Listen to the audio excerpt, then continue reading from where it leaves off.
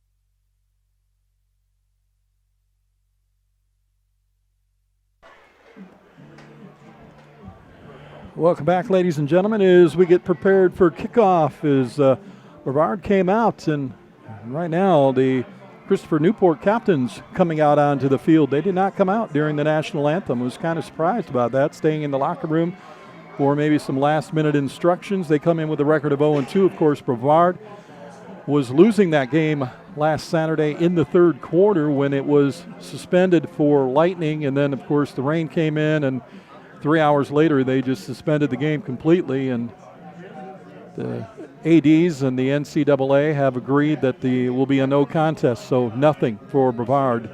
So it's basically like starting over again, opening night here at Brevard Memorial Coliseum, and of course taking on Christopher Newport, the captains, who come in with a record of 0-2. Captains are out on the middle of the field right now for the coin toss, and of course the Tornadoes will go on the road next week before they're back home in October for possibly a 3 o'clock start against Maryville, but that may be a televised game, so that time may be moved. We'll keep you up to date and let you know if it does get moved to a different time slot, so stay tuned for that.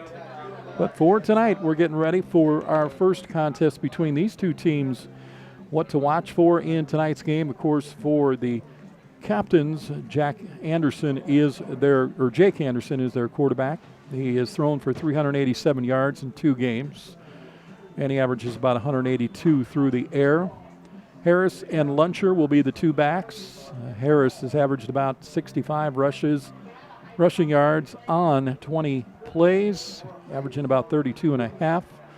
Luncher, 6 carries, 23 yards, averaging about 11.5. So really much of the games in the first 2 have been through the air. They've got a good field goal kicker in Dylan Curran. He's 3 of 5 on field goals. He's got some pretty good foot, too. 3 of those were between the 40 and 49 range. His longest was 48. He had 1 block. Receiving-wise, Blaze, Gertie, and will be the 2 receivers that are probably the main threats. Blaze, 129 receiving yards, 78 on the season per game. Gertie with 113, 66 per game. Garrison Mayo, who was not listed in the 2-deep roster, played just 1 game, had 95 receiving yards in that game, but he's not listed now, so I'm not sure if he got hurt in that game or he is not playing. So Brevard wins the coin toss. They defer. They will elect to kick. Christopher Newport will start on offense. Returning is Finley and Luncher for the captains. Captains in the dark blue uniforms tonight, and Brevard, of course, in the white, and asking the audience to do a whiteout, so everybody's got the white shirts on tonight. Fans receiving a Brevard white shirt coming into the gate tonight. Ball is grabbed at the 5 to the 10, 15 up the middle, 20, cuts to the right hash mark and is finally brought down at about the 22-yard line. We'll see where they mark this, and that is where the captains will start. And they're going to start it on the 23. So a first down on the 23-yard line for the captains.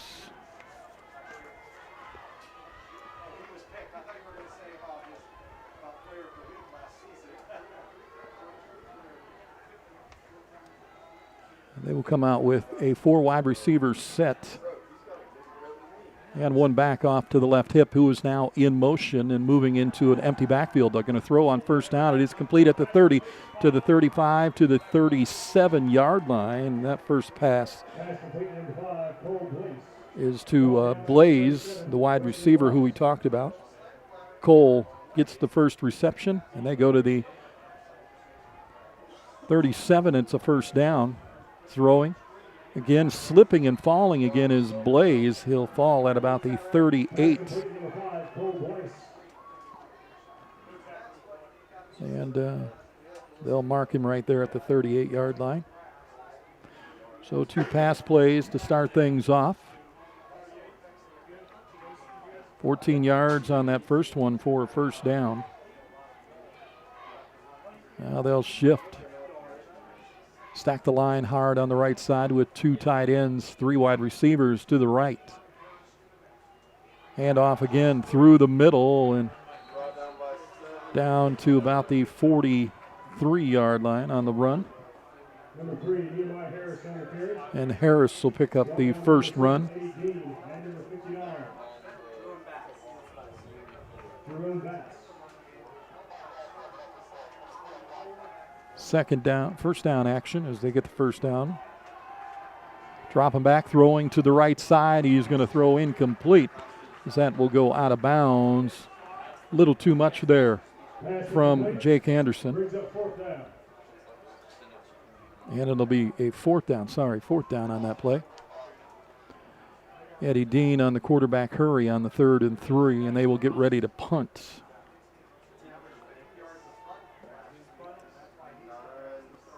So the punter comes out. That'll be Garbarini.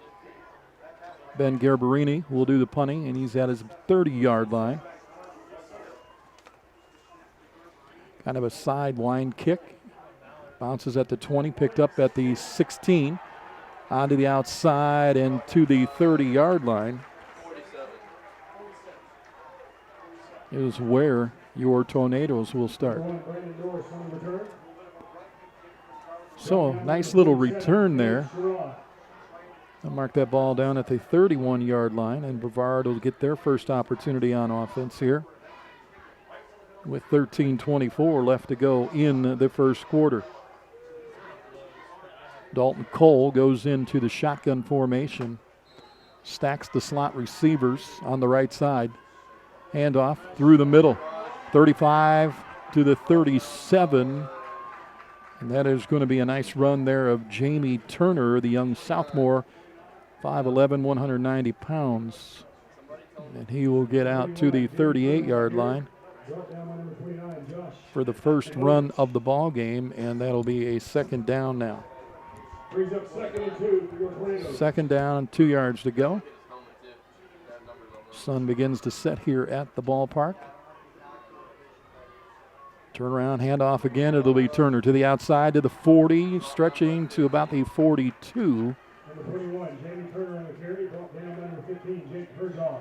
And Bergeron brings him down, but not before he gets enough for a first down, as they'll mark this at the 42. And that run will get the first down for the Tornadoes. So the Captains give up a first down. Jake Herzog, the linebacker, able to get in there, but not before Turner able to stretch the arm forward and get the extra yardage. He faked on there, lost the ball, picked up again, fumbled. Ball down on the ground. Looks like the Captains are yelling they've got it. We'll see. No signal yet from the judge. And the referee now looking and points the other way, so it is going to be a fumble. Bad, kind of an exchange there that didn't happen the way it should have between quarterback, tailback. Ball came out. It was picked up and grabbed immediately, but unable to hold on to it and then taken away. So the ball will be placed at the 41-yard line for Christopher Newport with 12:25 left to go here, first quarter action. And they will start at the Brevard 41-yard line. Splitting out 4 wide in the shotgun formation. Tailback now moves out and moves off to the left, making it 3 wide to the left. They'll throw to the left. Backdoor screen, and it is read very nicely. They get the ball into the hands of the wide receiver. He is taken down, though, immediately.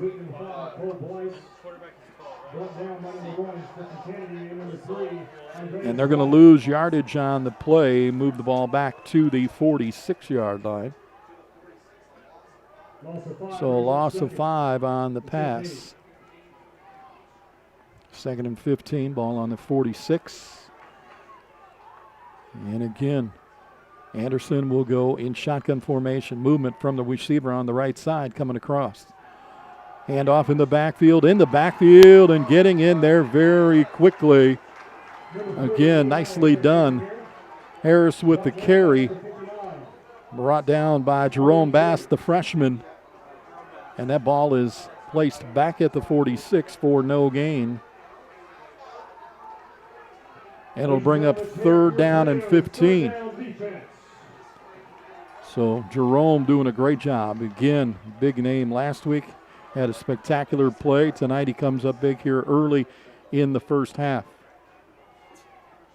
Anderson with 3 wide to the right. Drops back looking. Throws to screen bubble off the right. Tackled and nailed and brought down very, very quickly. Blaze. And Andreas Wyatt, the right cornerback, coming in and reading that play well. They'll get no gain on the pass. And the ball will stay at the 46, and they'll have to punt it away. They'll try to pin Brevard deep now in their own end.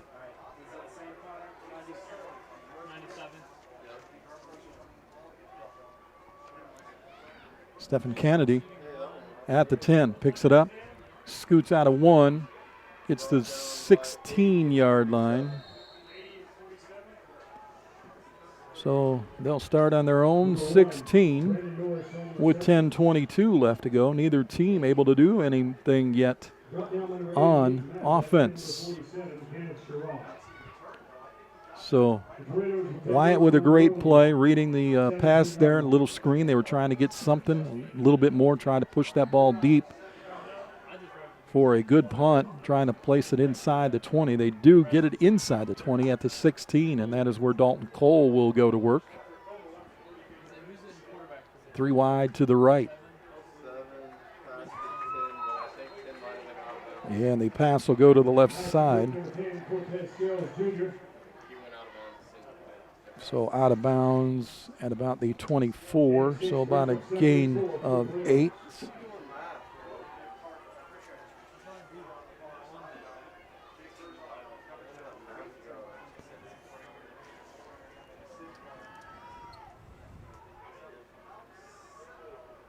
Go 2 wide to the right, 2 back, second back through the hole to the 30.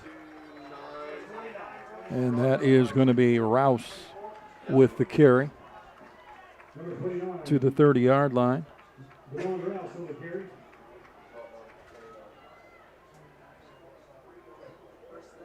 And Damon Rouse with the carry. The sophomore had a really good game last week. Became the lead back. First down there now again for Brevard. Their second first down in the game. Last time after a first down they fumbled. This time Cole will keep. He'll roll to his left, follow his left tackle.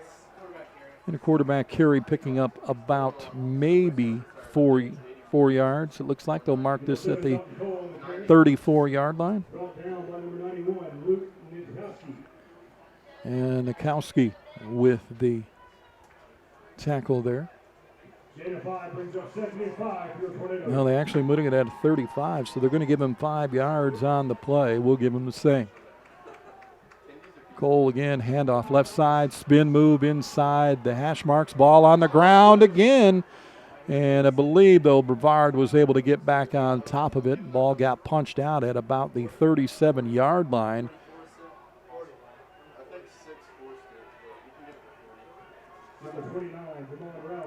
They'll lose a yard on that. Almost lost that fumble right there. Good punch by McLaughlin, the free safety, to come up on that tackle, knock it down. Brings up a third down situation. 3rd and 6 from the 34. Back in a slot formation, long throw down the middle and to the side hash mark there, looking for Roman. And unfortunately, Scales just couldn't get it far enough. Scales not far enough, so it'll fall incomplete, and it'll bring up a 4th down. So the second time Brevard gets the ball, they have to punt away. And the punt will take place from about their 20-yard line or so, where Jackson Youngblood stands. The returner at about the 35. There's the boot high in the air. Fair catch called for at the 32-yard line, and that is where the Captains will get their 3rd offensive possession here in the first quarter. 7:58 left to go.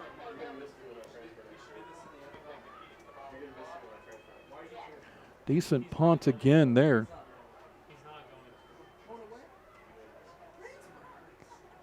in the air about 45 yards. So a really good boot from Youngblood ends up being a 34-yard boot from the line of scrimmage.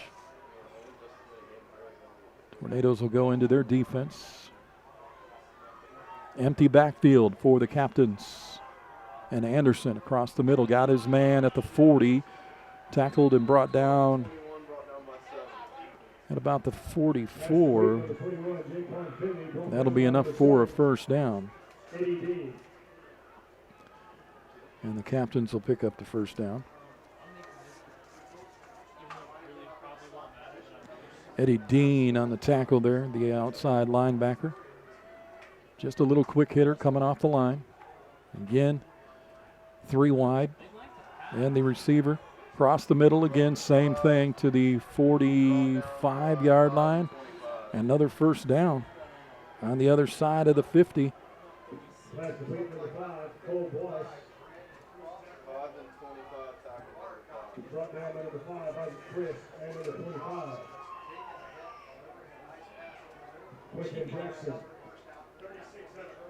Cole Blaze again with the reception there.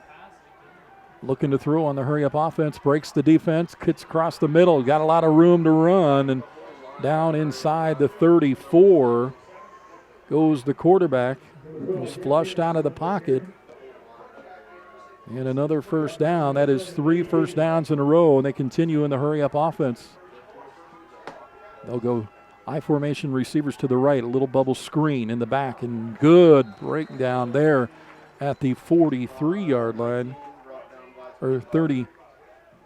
Pass complete, number 19, Leland Gertie, brought down by number 25. Gertie will catch that pass, and Quentin Jackson, the all-conference player, coming up from his position. It's a loss of about 2 on the play. 2nd and 12 with 6:22 left to go here in the first. Still no score. Again, they set up 2 wide. Halfback off to the right side, 1 wide receiver to the right. Anderson in the shotgun waiting. Drops back, looking to throw again over the top. Little too far. He was going down the right sideline, and I believe he was looking for Blaze again there. And that'll go incomplete. And on the coverage was Tyler Harrison.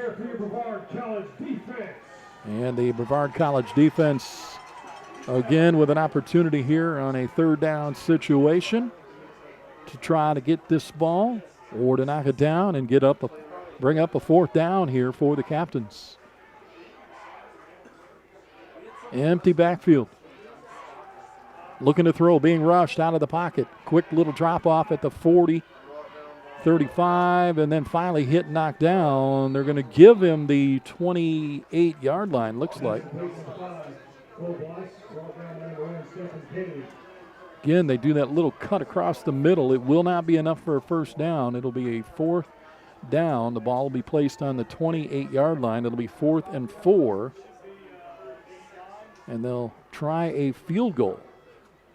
And as we said, they do have a good kicker in Dylan Karen. And this will be from about the 35, so about a 45-yarder here. Kick is up. And it is good. Kick is up and good. So a 45-yard field goal gets the first points on the board with 5:10 left in the first. And the Captains lead at 3-0. We'll come back in just a moment. Stay tuned. You're watching Tornado Football right here on bctornadoes.com and on our YouTube channel for Brevard College.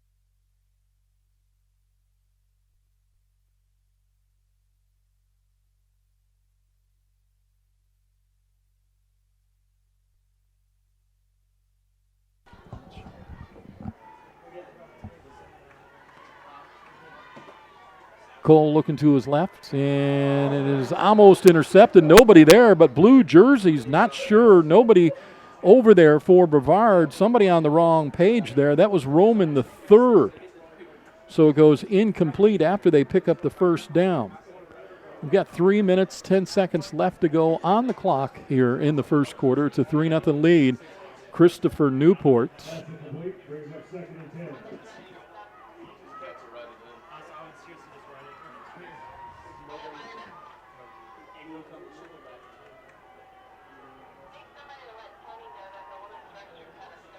Wide receivers are set to the left and to the right. Wide 5, throwing deep down the middle in between double coverage, and just about had that ball into the hands again of Dorsey, but couldn't bring it down. It'll fall incomplete on the long attempt there. It'll be 3rd and 10 now from the 34-yard line. Cole letting that fly, but into double coverage as both safeties, McLaughlin and Jiggets, who got a couple of interceptions already early this year, back there. And boy, it's a good thing that falled incomplete. He was going for Martigues Henley, number 9, the tight end, the senior, at 6'2", 210, and Henley couldn't bring it down. And Kenny Sherrod doing a nice job of covering him. Looking to throw again, being chased out of the pocket, gets hit once and hits again, and they're going to bring him down. And he had a lot of time dancing around back there, but just couldn't get away as Ben Carroll, the linebacker, comes in. That ball all the way back to the 23-yard line. So it'll be a sack back to the 23, a minus 11 yards on that sack, and now they'll have to punt away. And their punter, Youngblood, back behind the 10-yard line. Kick is up to the 35, called for a fair catch there. So Brevard offensively has done nothing so far. The Captains will get the ball back with 2:23 left to go here in the first. Then the ball will be 1st and 10 on their own 35-yard line. So Brevard, 2 punts and a fumble so far in their 3 possessions. 42-yard punt, good boot there. Gertie calls for the fair catch at the 35. That's where they'll start. A little pitch to the left, to the 30, to the 35, outside. And, oh, nice hit there. Taken down inside the 40-yard line. Really nice hit coming up. Again is Andreas Wyatt on the hit on the halfback. And, boy, he hit him hard, too. That was a good hit. Ball goes out to the 38-yard line. Gain of about 3. Looking to throw. Ducks out of coverage. Scoots through the middle. 40, 45. Heading for the 50. Then he's going to get wrapped up by about 4 white jerseys being gang tackled. Finally, they blow the whistle. They'll mark him on the other side of the 50 at the 48-yard line. So Canada finally slows him down, but not before he gets to the 47-yard line. And Anderson doing a nice job on the run there.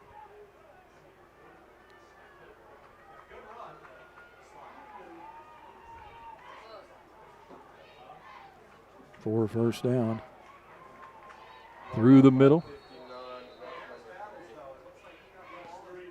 Jerome Bass again in on the tackle, the freshman. Knocking him down at the 46-yard line, gain of about 1. Harris on the carry again, and Jerome Bass, second tackle of the game, the defensive end doing his job up front. Again, they play a 3-4 type situation. Now it looks like they're going to put 4 on the line. And now 5-6 stack in the box, bringing the corners as well. Trying to run again, getting across. And he'll get to about the 45, or will they give him no gain at all? Nope, they're going to leave it at the 46, so no gain So again, great defense. And Dakota Cochran, the inside linebacker, making his presence known there as the defense for Brevard, doing a nice job of keeping them stuck on these third down situations.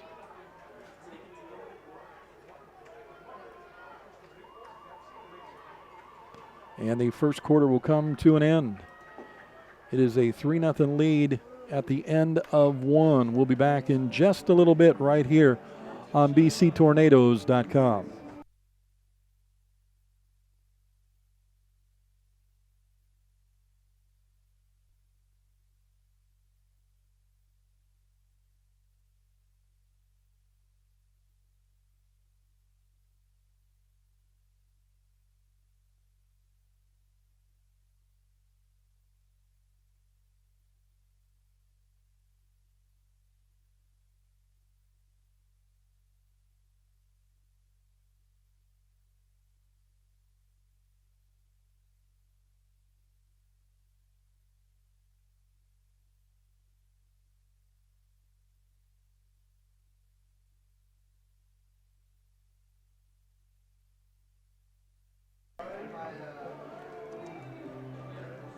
So we completed one quarter right now, 3-0 lead here for Christopher Newport, the captains over your Tornadoes.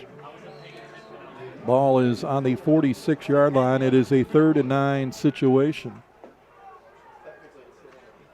And in the shotgun with 4 wide receivers. Dropping back is Anderson, looking across the middle, a little low. That's going to fall incomplete. And they will punt again. So again, the Tornado defense stands up to what's happening here in the game, but good coverage, trying to sneak one through, trying to throw it low, but just couldn't do so. Anderson 8 of 10 in that first quarter of play for 39 yards. Dalton Cole 2 for 5 for 14 yards, and there's where your difference lies right now. Really hasn't been much of a ball game in the first quarter. 3 first downs for Brevard, 5 for Christopher Newport. Here's the punt. Line drive shot. Boy, that is deep. Coming over to the 3-yard line, grabbing that one at the 5. Flag comes out, 10, 15, down the sideline before he's knocked out at about the 19. We'll see what the flag was back about where he caught the ball. Maybe a block in the back if it's against the captains. No, he's at the 20-yard line. They'll add on more, but we'll see what the penalty was. So 14-42 here in the second quarter.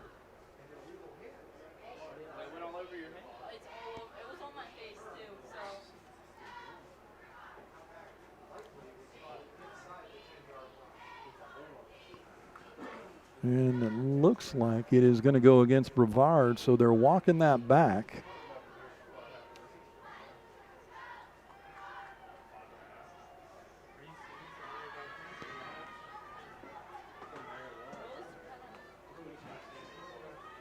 I'm waiting to see what they called. They called it.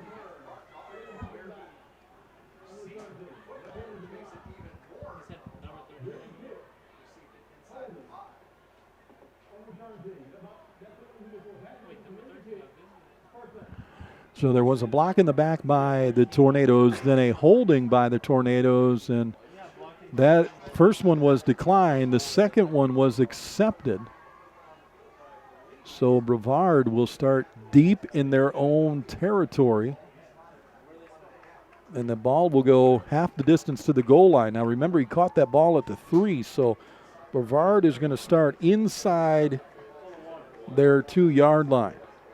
And it'll be 1st and 10. They've got a long way to go, and getting out of that end zone will be very important. Cole up under center.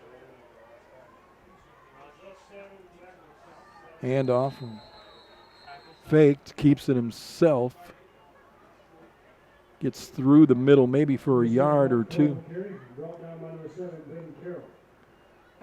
And they're going to drop this ball down right around the 2-yard line, so maybe a gain of a little. Just trying to give themselves some room. Go with a tight set, just 2 flankers. Halfback off to the right, handoff, keep trying to get through and stretch and reach out. Ball gets hit. Cole at the 4. Ball reached out to about the 5, but they're going to give him the 4-yard line. Good fake there, but unfortunately he can't get any further. Brings up a 3rd down situation. Ball now on the 4-yard line. They got to get to about the 11, so 7 yards. 3rd and 7 from inside the 5. Same setup. Tailback behind him. Cole looking to the sideline, trying to get the play. Now sorting things out. Going to bring his receivers to the left side. Stack the line with the tight ends on the right.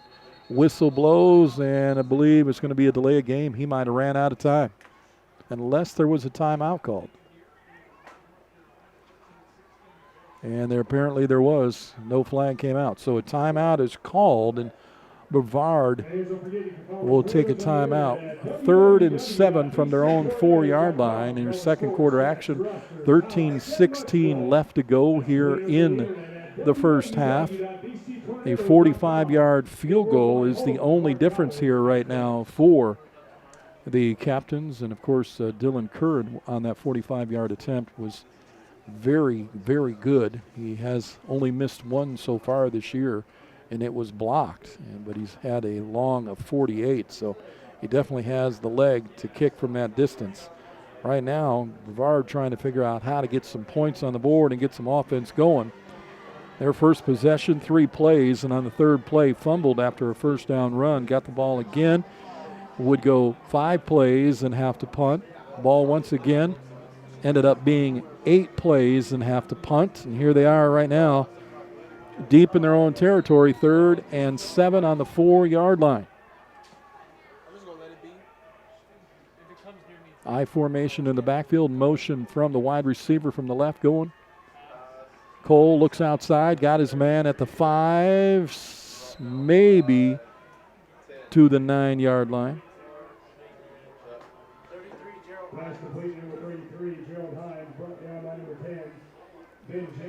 Ben James on the tackle, brings up a 4th down, though, for Brevard. And they will now punt again out of their end zone. So a basic 3 and out to start their opportunity here in the second quarter. Good boot high in the air. Fair catch called for right there at midfield. Looks like they'll start at midfield on the 50.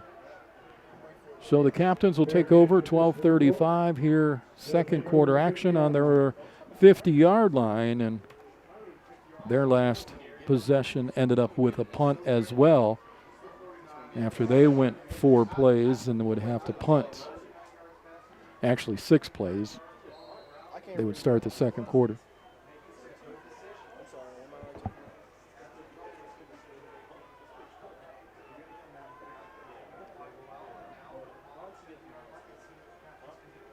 Anderson, handoff up the middle. Hit, brought down just across the 50 to the 48-yard line.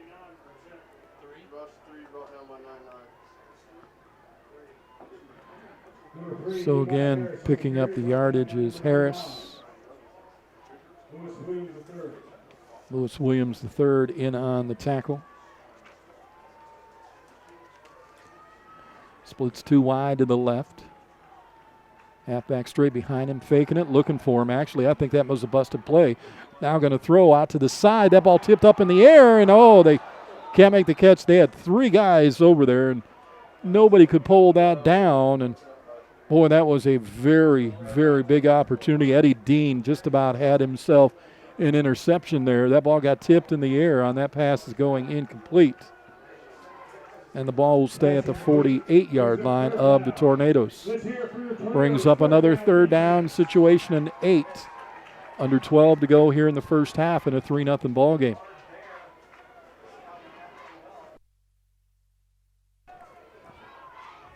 Shotgun formation, 4 wide. Drops back, plenty of time across the middle. Hit his man, but then knocked away, and the flag comes out way late. And they're going to call, I believe, Jackson maybe for pass interference. It looked like he might have had him wrapped just a little early, but boy, they usually give the opportunity for the defense to go for the ball as well, but they're going to say this is probably pass interference, played it too tight. All their 2 flags on the field. The one came out in the secondary. And the 2 referees will come together to discuss this one. Oh, they're actually going to call offsetting penalties as both teams get called. Holding on the offense and then holding on the defense. Both penalties declined. We'll replay the down. So that definitely helps out the captains because they would have lost the ball there and had to punt. And it goes back to 3rd and 8 on the 48 of Brevard. Jake Anderson works with 1 tailback, 3 wide to the left, 1 to the right. Now moves his tailback out onto the line. Empty backfield, and here comes the outside blitz. They jump up trying to knock it down. He gets the pass thrown. Diving out of bounds. Did he get the line? And the way that referee is standing looks like he's going to get it. Whoever made the diving catch is at the 38-yard line. And a great catch on the outside corner there, and he had to lay out for that one. Marciando making that catch. Southmore 6 foot 175, laying out, making that grab and diving for the yard marker. First down situation now. As the ball is placed on the 38-yard line of Brevard. Empty backfield once again for Anderson. Likes to throw the ball. We told you that earlier. Being chased out of the pocket, run down, throws it up in the air. That ball will go into the stands, into the bleachers, and it's incomplete. It'll bring up 2nd down. 11:07 left to go here, 2nd quarter action. Glad to have you along here, bctornadoes.com. Also on the YouTube channel for Brevard College. Make sure you subscribe to that YouTube channel so you're kept up to date with all of the action that happens here for the Tornadoes here at home. And a 3-0 lead right now for Christopher Newport. Coming up now with a 2nd down and 10 from the 38. Again, Cole will work with 3 wide. 2 to the right, 1 to the left. Tailback off to his right side.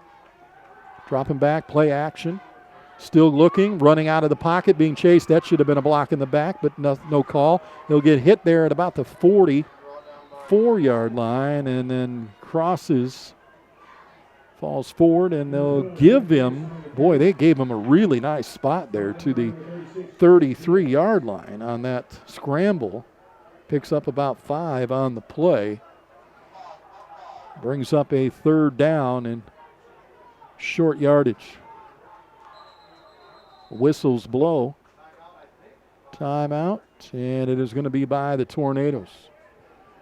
3rd and 6 situation, ball on the 34-yard line. And that run, though, they help a little block in the back there by the offense, and I'm surprised it wasn't called. So a 3rd and 6 situation, ball on the 34. We've got 10:33 left to go here. Christopher Newport with the only points on the board. Dylan Kern, a 45-yard field goal with 5:10 left in the first.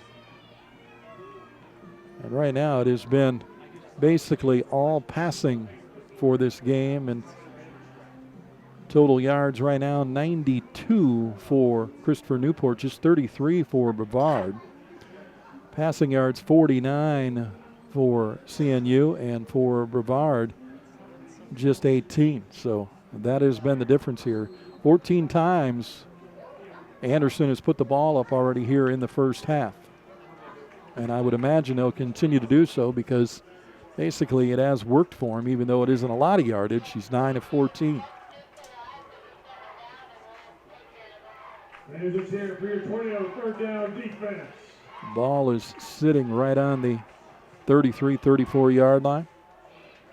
Snap, keeper, And right through the middle, nobody there, one guy to get, and he gets to the back. And Wesley Ross, the strong safety, was the only one left to get him as they brought the house. And they'll go to the 22-yard line, and it's another first down on a quarterback keeper.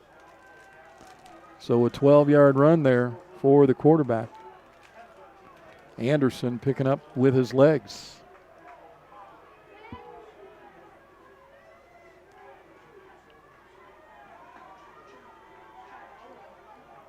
Changing up the defense at the line. And they've got everybody in the box. They bring the house. They're going to chase. There's the pass. Is it complete is the question. Looks like he got his hands underneath it. And go to the 16-yard line. Harris coming out of the backfield. Harris goes down and makes that catch. At the 16, they'll pick up 6 yards on that one.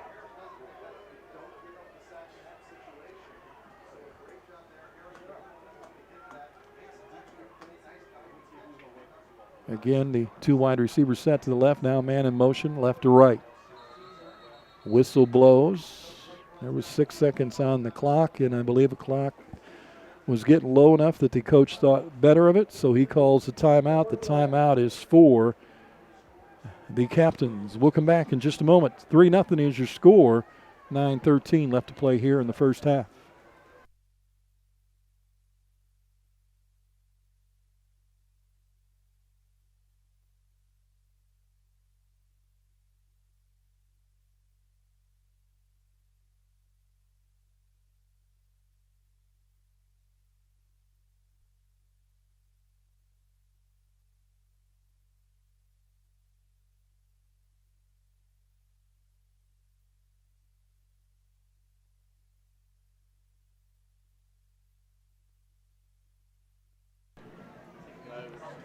Second down and 4 from the 16-yard line here in the second quarter with 9:13 left to go.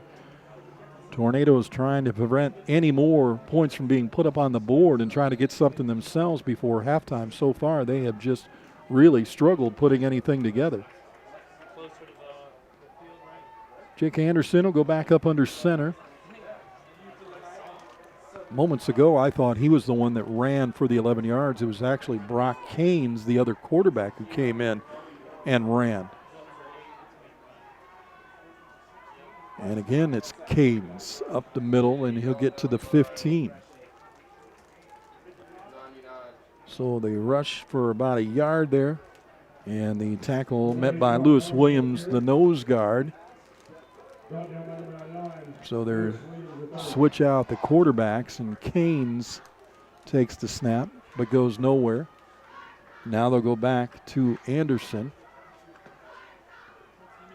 Fakes the handoff, rolls to his right, being chased, caught at about the 13, and they're going to get him out at about the 11. Nice pass play there, and Grayson Bond, the junior tight end at 6'4", 225, snags that, gets knocked out of bounds after a 4-yard gain.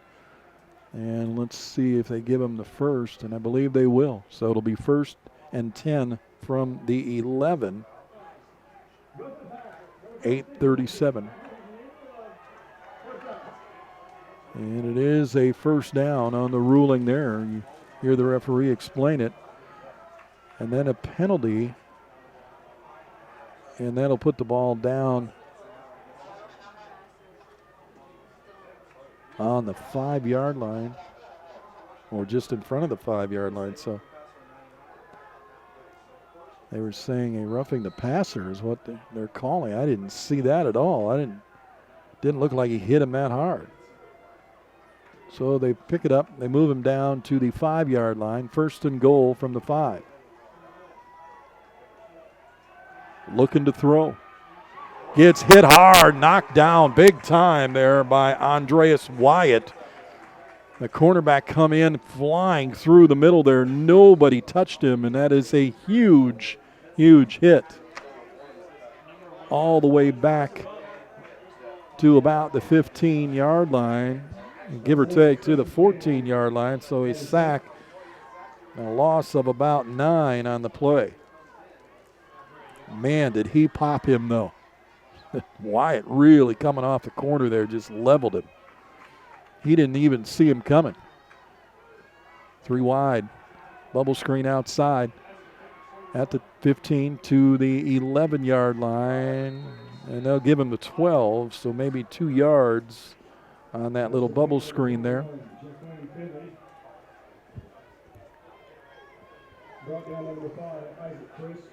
And Crispin on the tackle. It'll be 3rd and 11 now.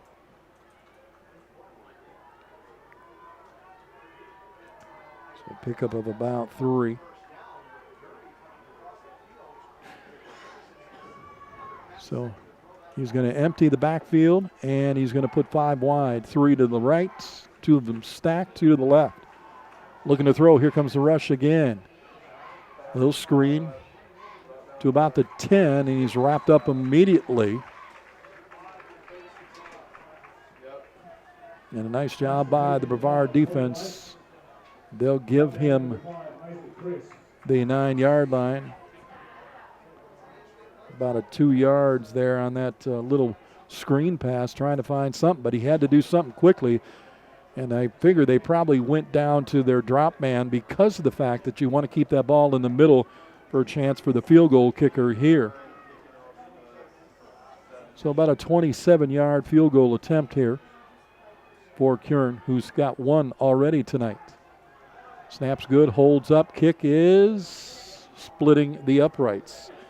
So the field goal on the 14th play of the drive is good from 27 yards out. 6-0 right now. 6:11 left to go here in the second quarter. When we come back, they will kick off, and the Tornadoes will try to answer.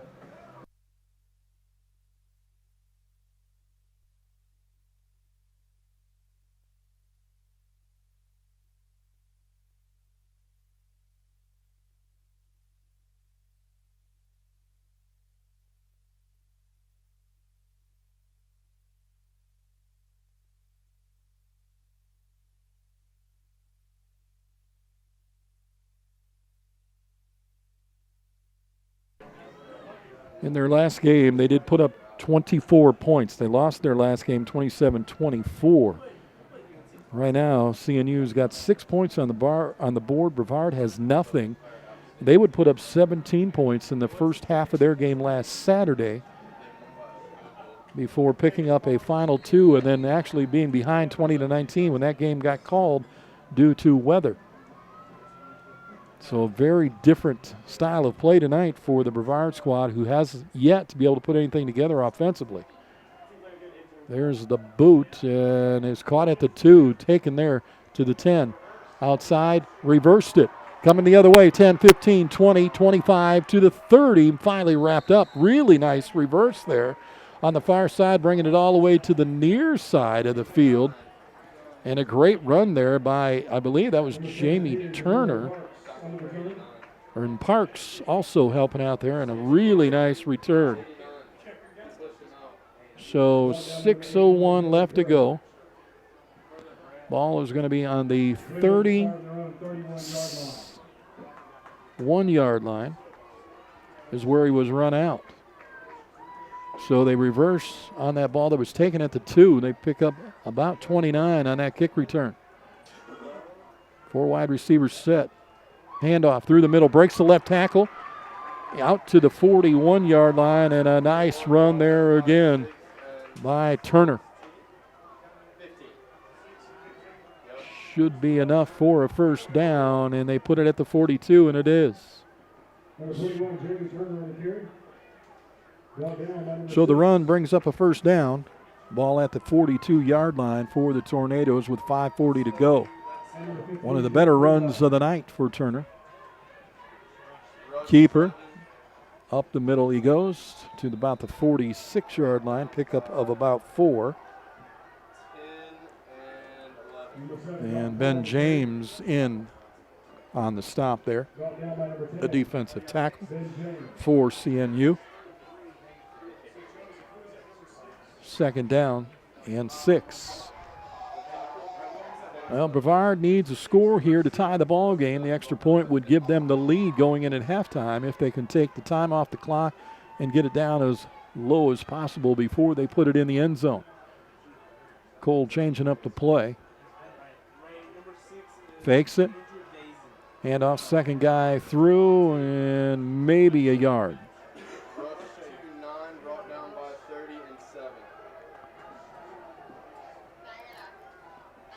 There's Martigues Henley on the carry there from the backfield.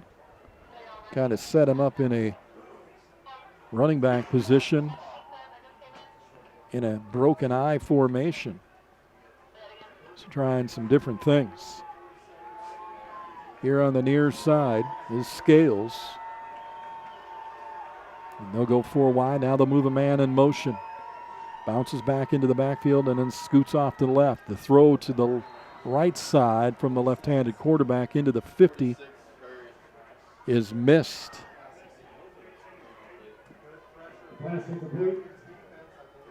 Incomplete pass.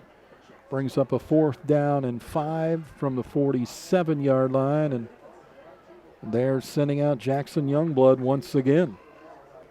So again, 4 and out. They just cannot convert that 3rd down. They are 1 of 5 on 3rd down situations right now. Youngblood stands back at about his 33-yard line. Puts a foot into this one high in the air, end over end. That ball is called for at the 15-yard line on a fair catch.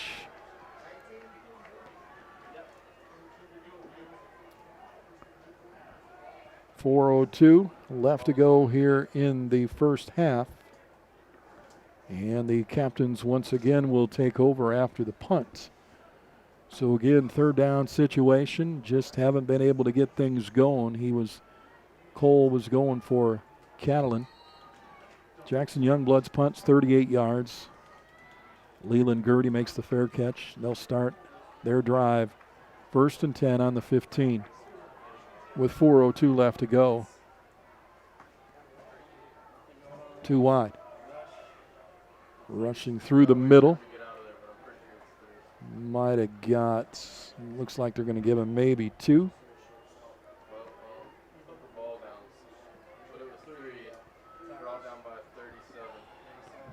So again on the run, Harris. Ross in on the tackle from the safety position. Man in motion now goes back to the left side. Carry again. Hit in the backfield, ankle tackle, nicely done there on Harris. Anderson in again with a great grab there. Took it back to the 16-yard line. Be 3rd and 9. Deep in their own zone, in their own red zone.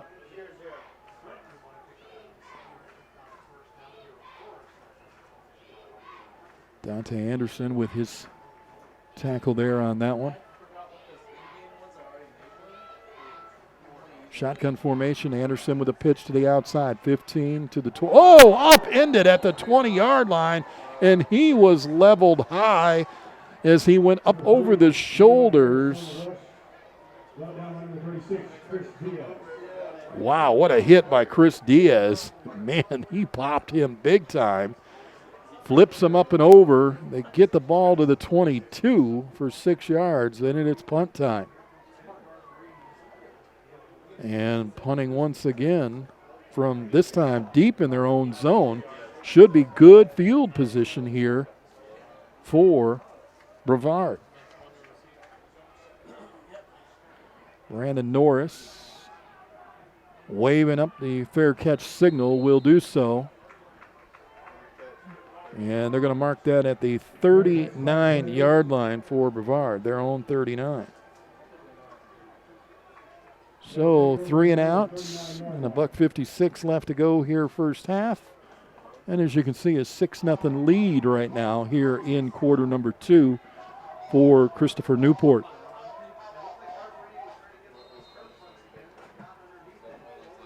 39-yard punt. Norris with that for a catch and an empty backfield now for Dalton Cole.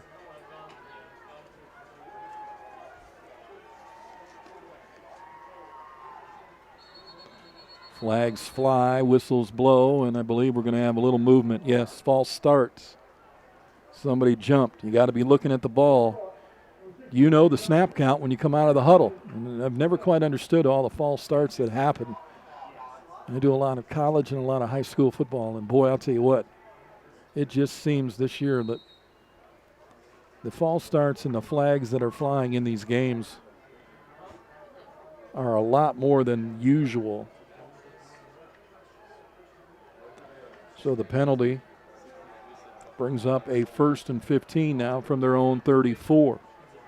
Again, same setup with 5 wide, empty backfield for Cole. Calling out the play to his right side of the line, double tight end formation. Quickly tossed over here to the near side. That'll go into the hands of Norris. Looks like about the 36-yard line maybe. Herzog with the push out on the pass. Picking up just a couple of yards on that play.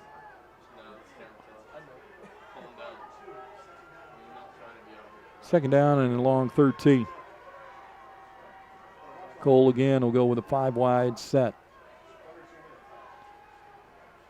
Good time, got to get out of the pocket. Rush can go to the outside. He sees some room, cuts back into the middle on the hash marks. Couple of hopping steps there, and Cole gets all the way down to the 46-yard line of CNU. And that's a first down and a great run there of about 18 yards. Jiggets chased him out of there, and Cole made him pay. There's a nice little quick hitter to the outside. And he gets run out of bounds. Another first down, I believe, yeah. And all the way to the 35 on the pass play. So Cole picks up 18 on the run and then turns around and fires a nice little pass for 11 yards for another first down. I believe that was Scales. But with the reflection in the window, kind of hard to see. Sorry about that. I think that's who it was, though. We'll wait and see when they bring it up. Cole, screen at the middle. That one's picked off at the 35 down the sideline. Finally pushed out of bounds there, but not before he crosses midfield all the way down to about the 42-yard line, maybe the 41 of Brevard. See where they mark this. They're actually going to mark it at the 40 on the interception.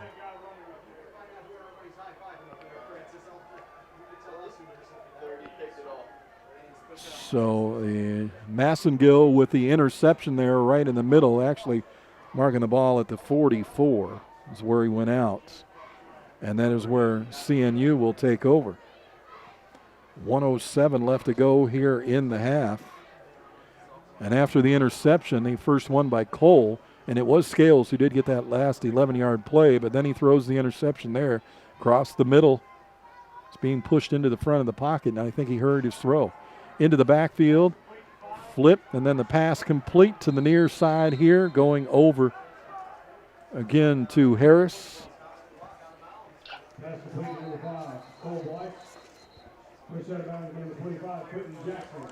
Boy, the defense went flying towards the right, and the play actually went the other way. Timeout on the field. We've got one of the Brevard players down. Cole Blaze with that grab here. Ball is placed at the 37-yard line. Gain of about 7 on the play. We've got an injured player down on the field. We'll be right back in a moment.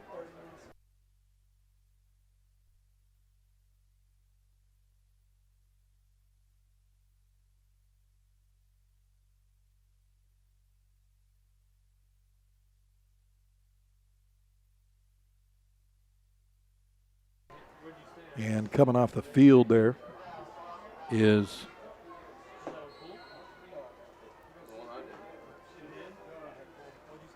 I believe number 29 for Brevard. Comes off because he was down.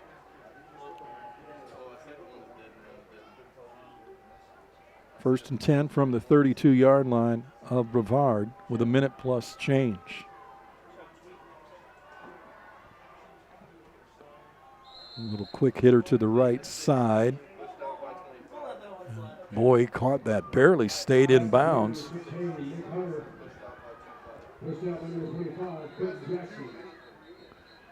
Pass is caught, and the ball is placed at the 25, but referees coming together to talk about something with 48 seconds left to go on the clock.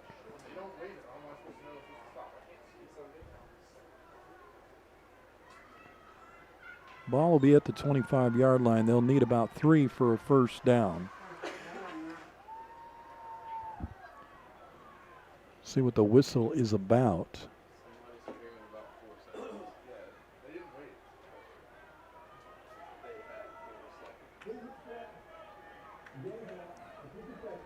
They're putting 2 more seconds back on the clock, so apparently they missed the clock, and he says give it 2 seconds, so they'll put 50 on the clock. So 50 seconds left to go here in the first half.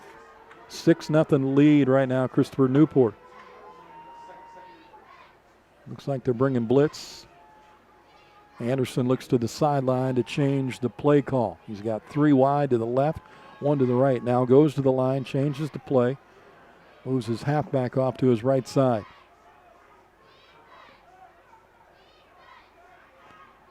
Here comes the blitz from the middle. Picked up, not chased back.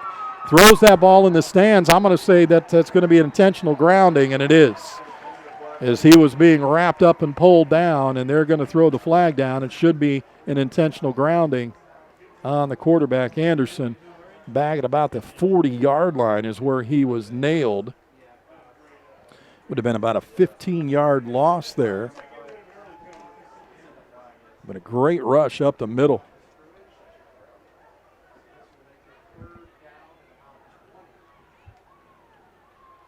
And they threw the flag right around the 42. Let's see what the discussion here is.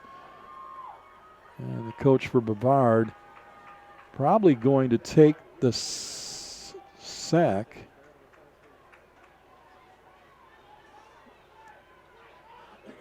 Now they'll go over to the other side and ask. Ball is placed on the 42-yard line. Huge play there for the defense.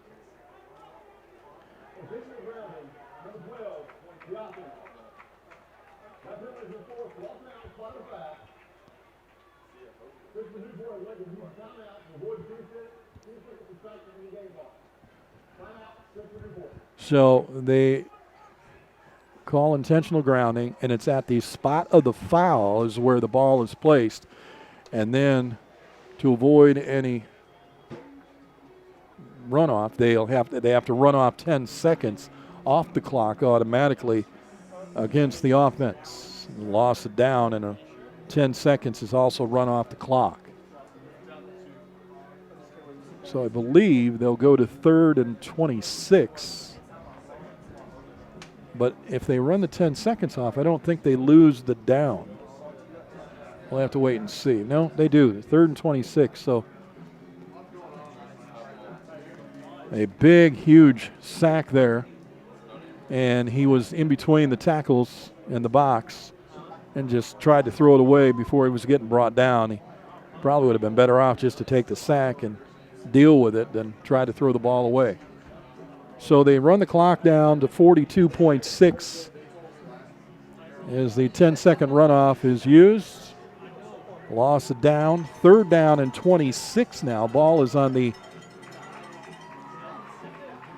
43-yard line, not the 48.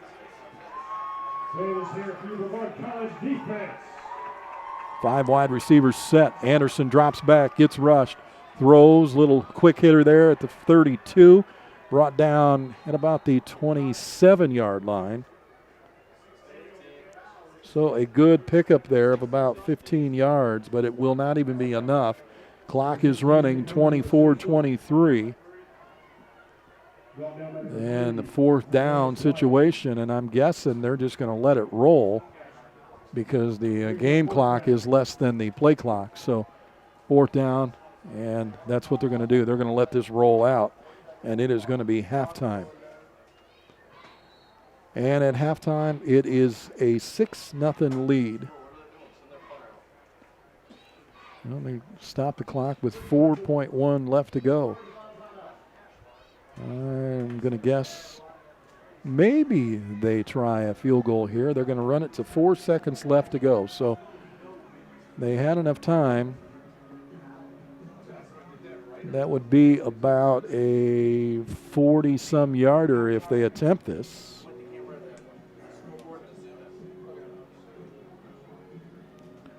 So right here at halftime, they'll attempt probably about a, give or take, probably a 43-yarder, 42-yarder.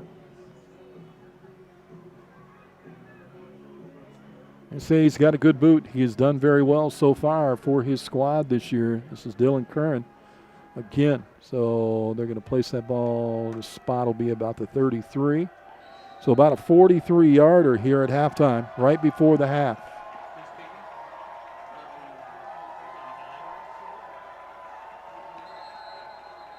And a lot of noise, and then a timeout, and maybe to try to make him think about it a little bit, is Brevard will call a timeout now. So attempting a 43-yarder, and with 4.1 left on the clock here before the half, they've got a 6-0 lead right now. This would give them a 2-score lead if they can put this through the uprights. Brevard unable, like I said, boy, the stats, when you hear them, they're not going to be very pretty. They have not been able to do anything tonight. And especially on third down conversions, they are 1 of 5 tonight. And on the other side, Christopher Newport has went 11 times on third down, and they are 3 out of 11. So here we go now again. From the 33, a 43-yard field goal attempt. The young man has already made 2 tonight. This will be a pretty good poke. Crowd nice and loud. Here is the snap, the hold. The kick is partially blocked, and that will end that chance of going through. So a blocked field goal. Second time he has been blocked so far early in the season. Field goal is blocked by number 2, Dante Anderson. So 43-yard attempt there is blocked. And at halftime, it is 6-0 in favor of CNU. We'll take a timeout and we'll come back. We'll have halftime stats for you coming up just a little bit right here on bctornadoes.com.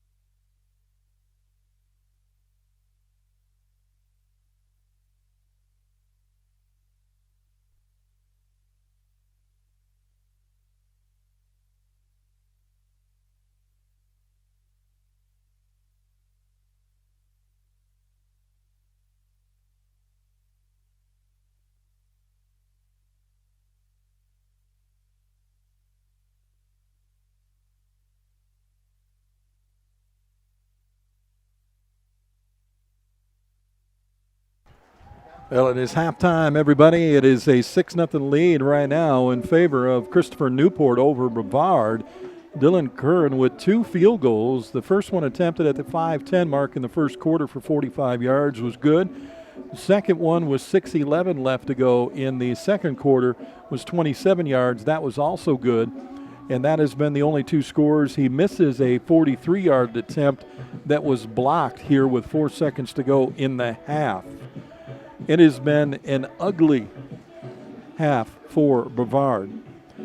And a total of 6 first downs. They are 15 for 49 on the ground. They've got 31 yards through the air.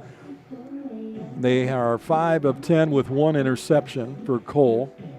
Total offensive plays, 25. Total yards, 80. They have returned 3 punts for 31 yards, 2 kicks for 31 yards. They've punted the ball 4 times, averaging out about 39 yards. 2 fumbles on the ground, 1 that they lost. They've had 3 penalties assessed against them for 19 yards. Their third down efficiency is 1 of 5. They are 20% there. They've had no red zone scores and no red zone chances. Literally, I don't believe they've got across the 40-yard line maybe. As I mentioned, Dalton Cole 5 for 10, an interception, 31 yards. And Jamie Turner, 2 attempts, 19 yards. The longest was an 11-yard run. Dalton Cole's put the ball in his hands 7 times for 21 yards. The longest was 18. Rouse 4 of 6 for a $1.50 average. 6 was his longest, so nothing's happened. Cortez Scales has caught 2 balls for 18 yards. Norris 2 for 9 yards, and Gerald Hines 1 for 4. On the other side for CNU, Jack Anderson has had a really pretty decent night. Not a lot of yardage per se. 16 of 22 for 101. He's also ran 4 times for 20 yards. His longest was 14. And Nehemiah Harris has run the ball 7 times, but he's been kept in check. Just 16 yards. His longest was 6. Brock Carnes, the other QB, also in, running 3 times for 11 yards. His longest was an 11-yard run. Nick Hunter has caught 2 balls for 23 yards, and Finley 2 balls for 16 yards. Cole Blaze has been the receiver on the with the numbers. 8 of those passes that have been completed, half the passes that Anderson has completed, he has caught for a total of 43 yards. His longest was 14. Like I said, Curran is 2 for 3 on field goals, his longest 45. Punting on the CNU side, 4 punts for 160 yards. The average of about 40, longest 45. And Ben James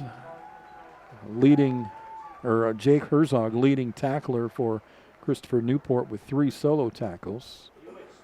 Massengill has the 1 sack on Cole for 11 yards. And for Brevard, leading tackler is Stephen Kennedy and Quentin Jackson, both 3 and 4 respectively. Kennedy with the sack, 1 for 10. Tackled for a loss, 1.5 for 12. They'll give Quentin Jackson 1 for 2 on a tackle for loss. And they're going to give Dante Anderson the blocked kick. Andreas Wyatt also in there tonight on a tackle for a loss, 1/2 for 3 yards. So he has done well. So Anderson gets the block on the field goal there at the end with 4.1 seconds left to go. And that is where we stand at the half. Right now, Brevard has got to find a way to get something going. And on 3rd down, they're going to have to do much better than 1 of 5. Time of possession is pretty heavy favored, of course, for CNU. They've held the ball for 18.5 minutes in the first half, where Brevard has only held on to the ball for 11:33. 6-0 is your score here. It's halftime. We'll take another break, and we'll come back in a little while. You're watching Tornadoes football right here on bctornadoes.com.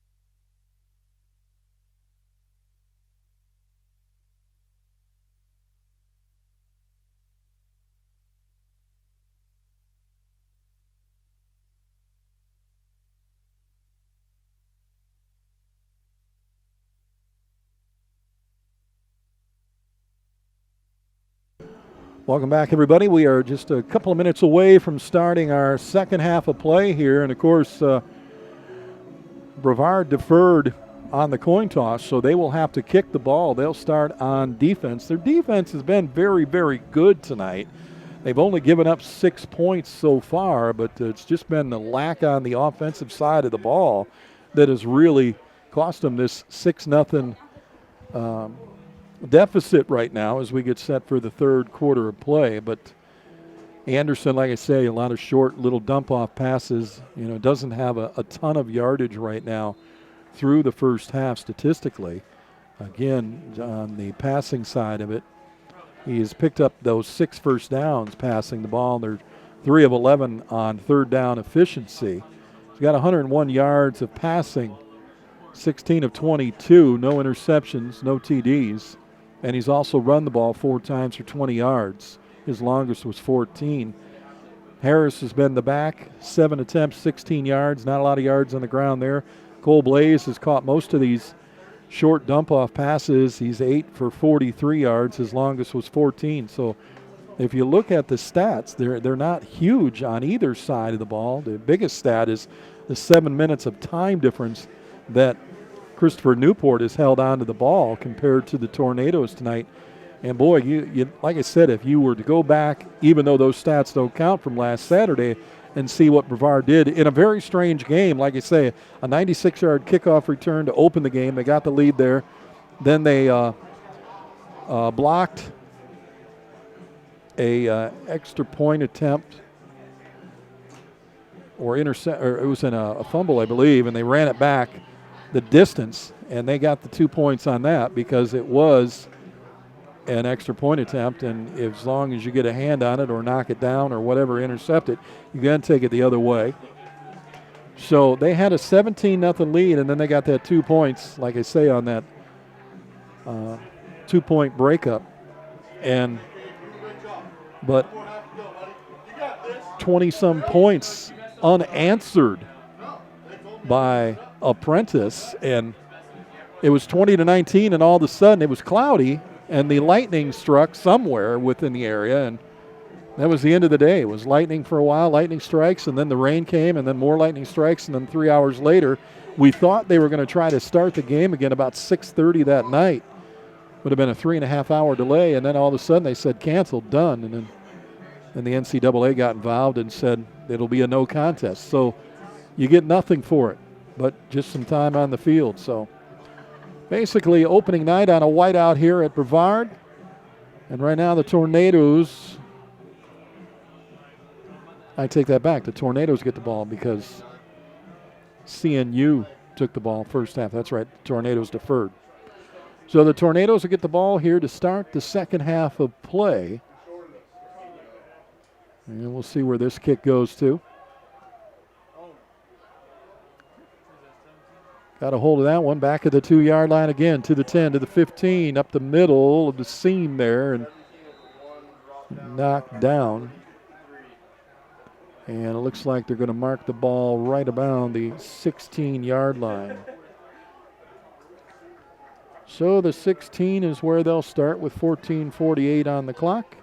And Brevard will try to get something going here in the third quarter.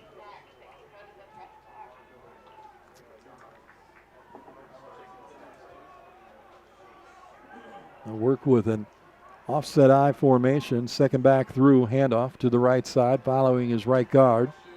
Picking up a couple of yards there on the run. They'll get that ball out to about the 19-yard line. Pickup of about 3. It'll be 2nd and 7.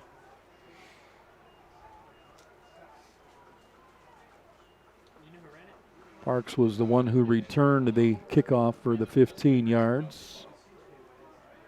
Ball at the 19, 2nd down, 7 yards to go. They'll go 3 wide to the right side and his tailback off to the right. They'll move a man in motion. They'll send a receiver from left to right. Cole goes to that side, hits the receiver at the 22. Pickup of about 3. And again, picking up that few yards is Roman on that pass.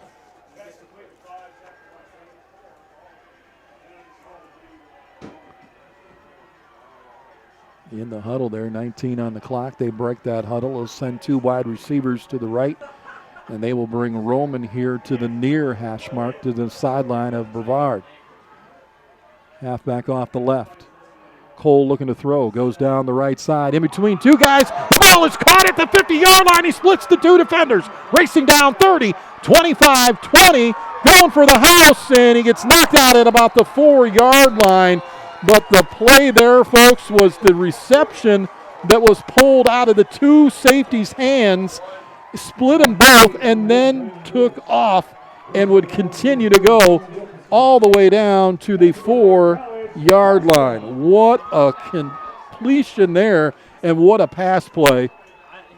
Man, that was unreal to go up and pull that ball down right around the midfield mark, split those defenders, and then continue the rest of the way. He just about got in. Ball is at the 4-yard line. 74 yards on that play. And the first touchdown of the ball game, and then a little extracurricular activity is Cole goes in for the Tornadoes.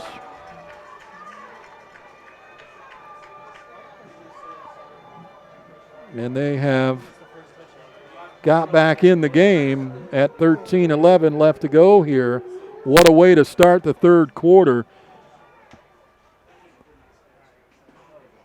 Brandon Norris was the one who went up and grabbed that ball in midfield, made the catch, split the defenders, raced down the hash mark on the near side, got to the outside edge, went down, and it was pushed out at the 4-yard line. We've got a Brevard player down on the ground right now.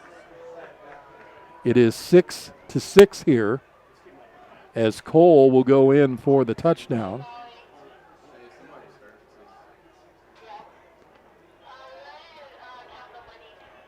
So 4 plays, and they're in the end zone here to start the game of the third quarter. 4-yard TD rush.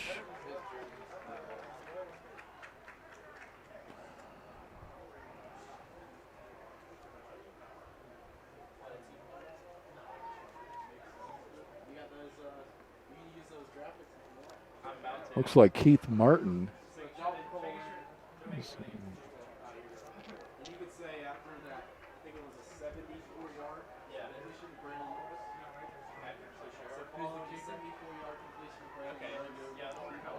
So now we'll try the extra kick to try to take the 1-point lead here to start the third quarter. And Damalos is pretty good with the right foot.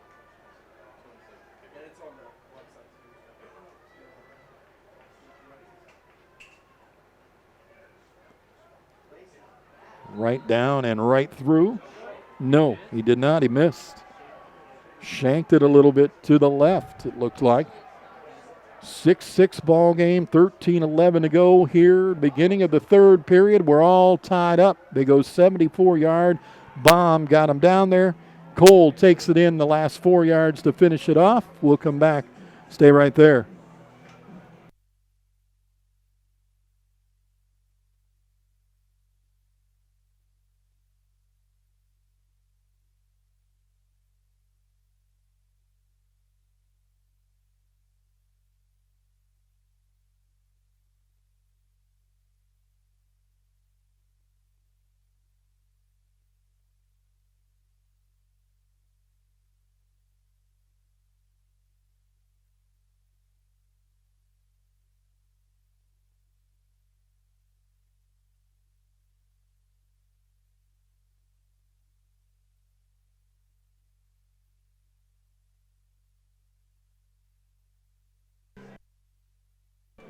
So Damalos, who's usually pretty good at putting that through the uprights, misses there.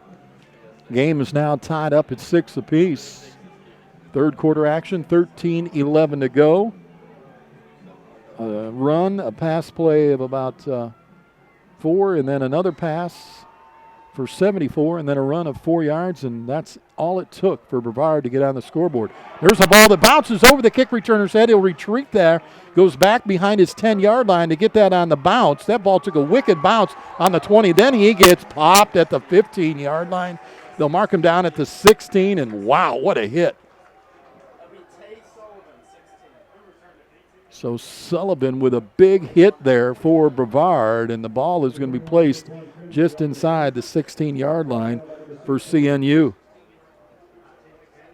13:04, but man, the pop by the kicking team covering that one. Whoa.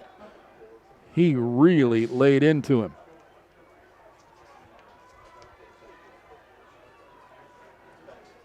Anderson goes back to work, looking to throw right side, his halfback, and it is dropped. There is a marker down, though, by the 12, 13-yard line from the side judge.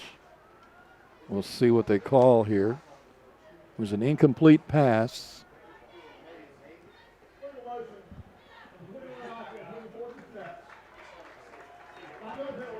Five-yard penalty against CNU on the snap, before the snap, so they'll back it up to the 11-yard line. And it'll be 1st and 15 from the 11 with 13:01 to play. 3 wide receivers set to the right.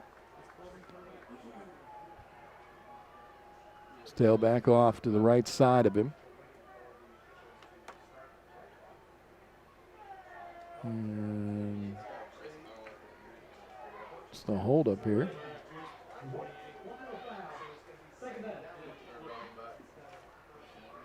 Now they waved it off and put the ball back to the 16-yard line. So they're saying no foul, I guess. 2nd down and 10 from the 16. I have no idea what they're doing. There's a pitch. Stumbles his way to about the 19, maybe the 20. Pickup of about 4 yards on that run.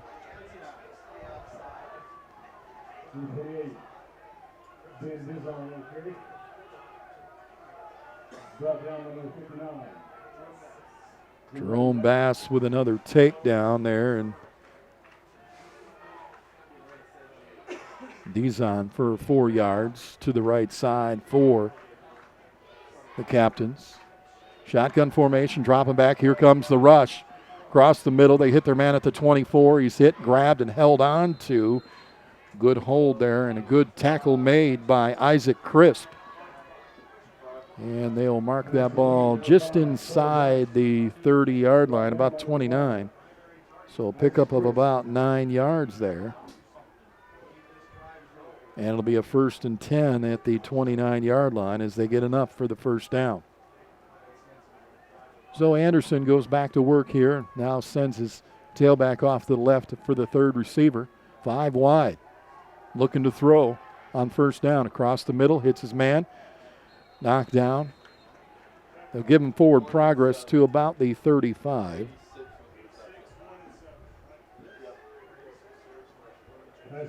And Marciando with the catch there. And he's been staying in these 5-6 yarders, trying to find, little button hooks, a little come out from behind, stay in that little 5-yard area. Just get enough get yourself halfway for a good chance for another 1st down. That's kind of the way they've been playing it.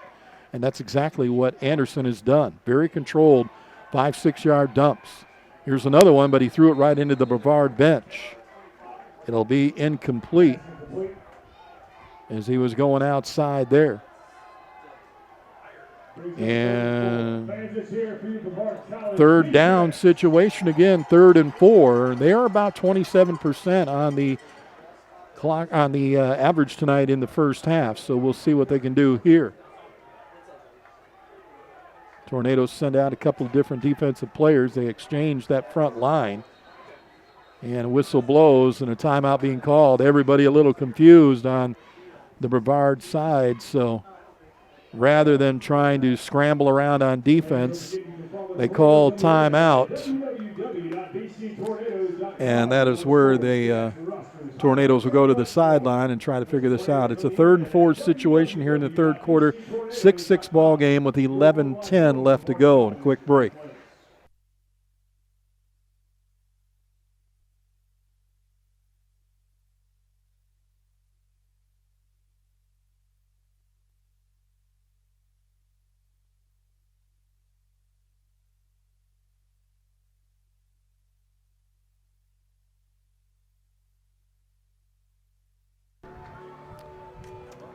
Third quarter action, 11:10 left to go.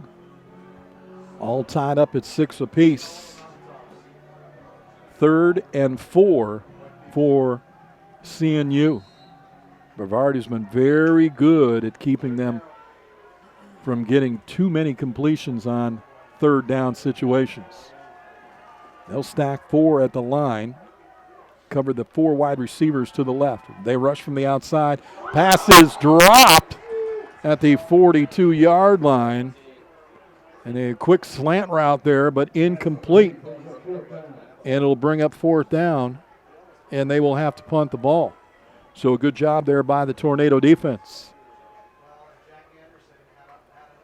They had an opportunity to get the first down. He was across the line to get the first down, but he couldn't hang on to the pass.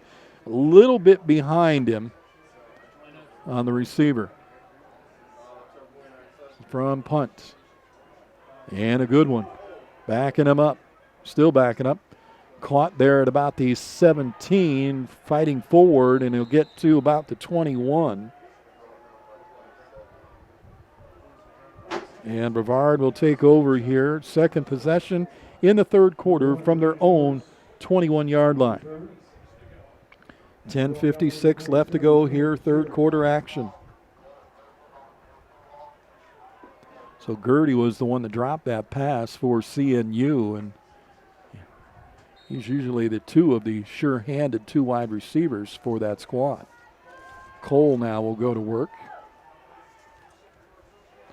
Rolling to his right on a keeper, and he's thrown down for no gain.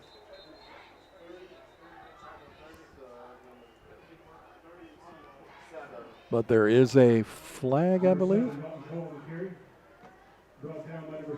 Yeah.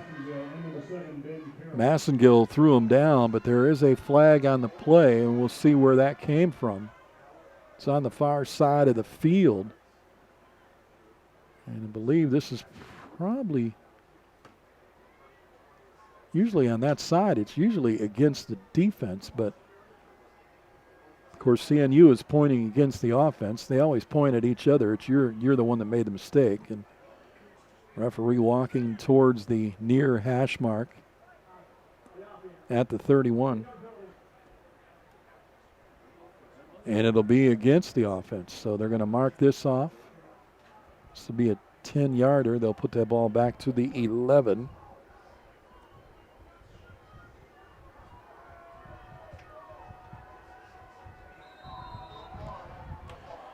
First and 20 now from the 11-yard line, and Cole will empty the backfield, and he'll go with 5 wide.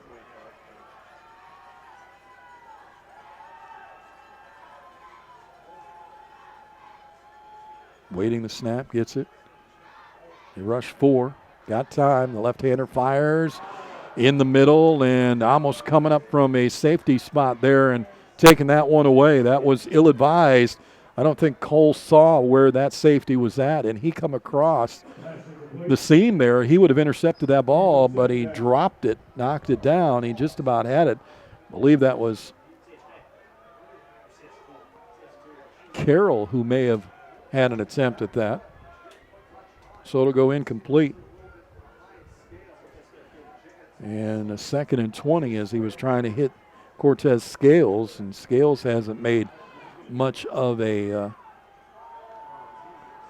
mark here on tonight's game yet either. He or Roman, neither one of their names called out really big. And before we get going, we get whistles and more laundry on the carpet.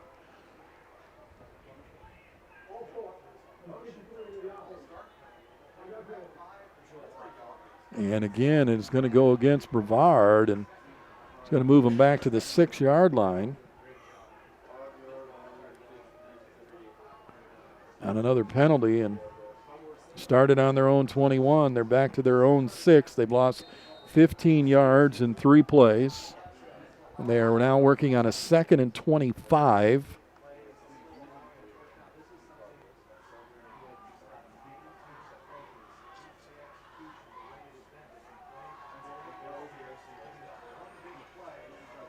In the backfield with him this time is Jamie Turner, who's been a big night. Turner will get the ball, try to go through the middle, and goes nowhere.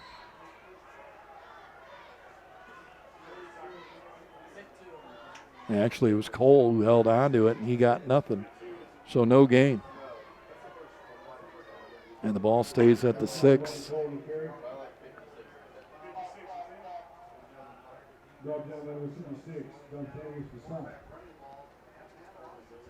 Blake Taylor checks back into the game, along with Ahmad Dorsey. 3rd down, 24. Ball on the 7-yard line, so they gave him a yard there.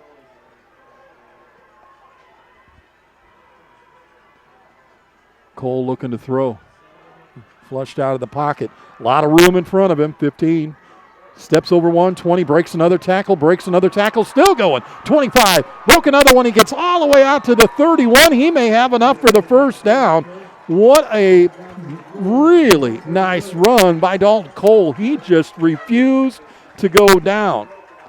Cole is 6'3", and they say he's a $195. He looks a little bigger than that, but boy, talk about Marshawn Lynch mode. Dalton Cole just beasted that ball from the 7-yard line all the way to the 31 for 24 yards, and it is a first down. So nicely done, and a beautiful 24-yard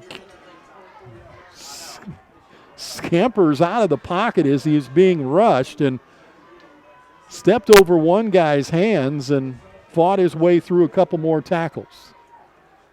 First down for Cole, and 1st and 10 from their own 31, and they get the ball out of their own end.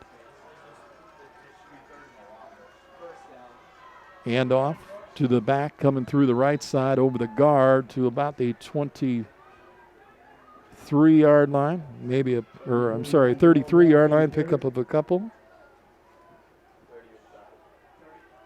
Brought down number 30, Jason Massengill. Massengill with the tackle. That middle linebacker has done a pretty nice job of keeping the run stuffed in the middle. They really haven't been able to go too far through unless they get that open lane. Rouse with a 2-yard run there, and that's not a lot for him. Remember last week he was running that ball really hard. Give again, that switch to the outside, little spin move by Rouse, maybe to the 36-yard line. Pickup of about 3. Again, Rouse. He's got really quick moves left and right. Lateral movement is fantastic for a guy who's kind of stocky, 5'10", 210 is what they have him listed as. You would think he would be the power back, but he's got some pretty good speed too.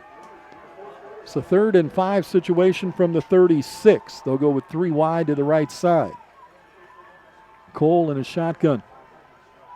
Here comes the blitz from the outside. They'll screen to the outside at the 33. Caught. 35 to the 40, reaching for the first down marker. I don't believe they're going to give it to him. I think they're going to spot this ball right on the 40-yard line.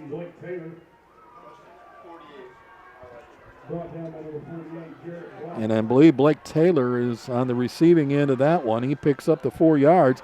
And a quick snap count and through, and I believe they're going to get the first down.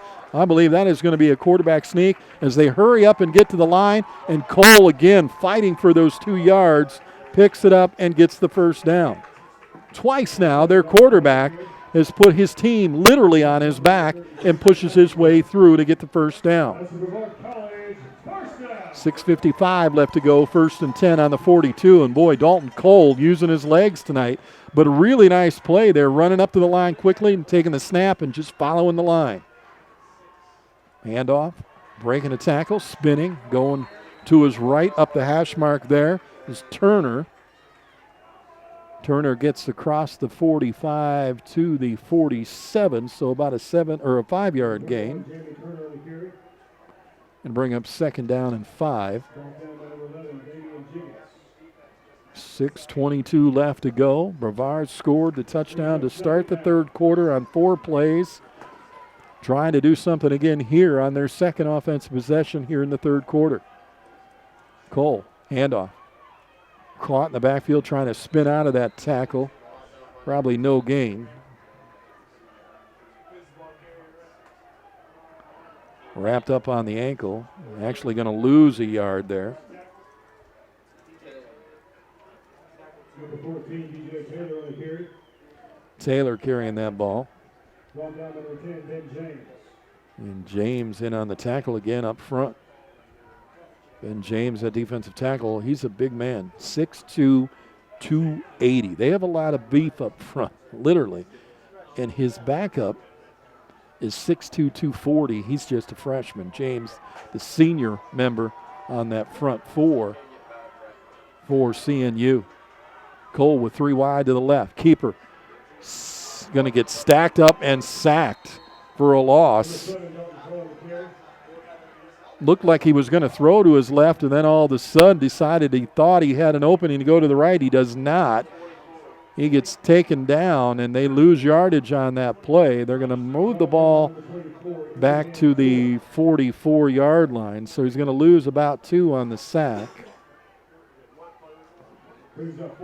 And it's a 4th down, and they'll have to punt from their own 44, 4th and 6. The boot is up. Hits at the 30, takes a Brevard bounce, 20. More bouncing, still rolling, and inside the 15, down at about the 14-yard line is where CNU will have to start after the punt. So they were moving along pretty good. They got 2 really big first downs courtesy of Cole. That time they can't get one, and they have to punt the ball away. But inside the 15-yard line is where the captains will start. Jake Anderson back to work. See if the Brevard defense continues their dominance of keeping them on a 3-and-out or less situation. Anderson in the shotgun. Hands off to the right side to the 20. Tackle made by Anderson. Harris carries to the 20. Gain of about 6 yards, 2nd and 4.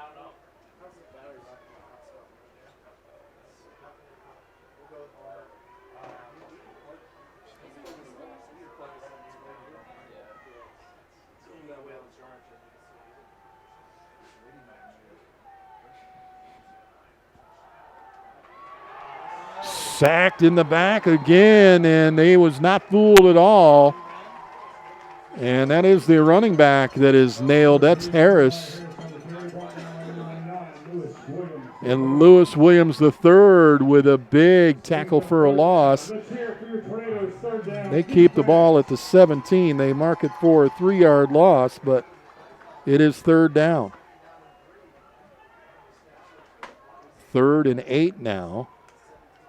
They've got to get to right around the 29-yard line. They're on the 17. It's actually a little more than 8. Dropping back, and I believe that pass might have got deflected by one of the up men up front. He had his hands in the face of the quarterback. Falls incomplete, brings up 4th down, and it's a 3-and-out again, and it's punting time for CNU. So big job there by the up front men, Williams III, Bass, and Crawford. And I believe Williams might have been the one who got in there that time and got his hands up in the air. He stands 6'2", so those are big paws when they're coming at you. Here comes the rush on the punt. Oh, just about got a block on that. Good punt, and fair catch being called for, dropping back behind his 35-yard line. And, boy, that's the 2nd time that he's had to wave for a fair catch. Otherwise, Brandon Norris would have been in trouble. So a nice punt there to the 34-yard line. And that is where Brevard takes over. 3rd offensive possession here in the quarter. 3 minutes exactly left on the clock here in the third. Still tied up 6-6.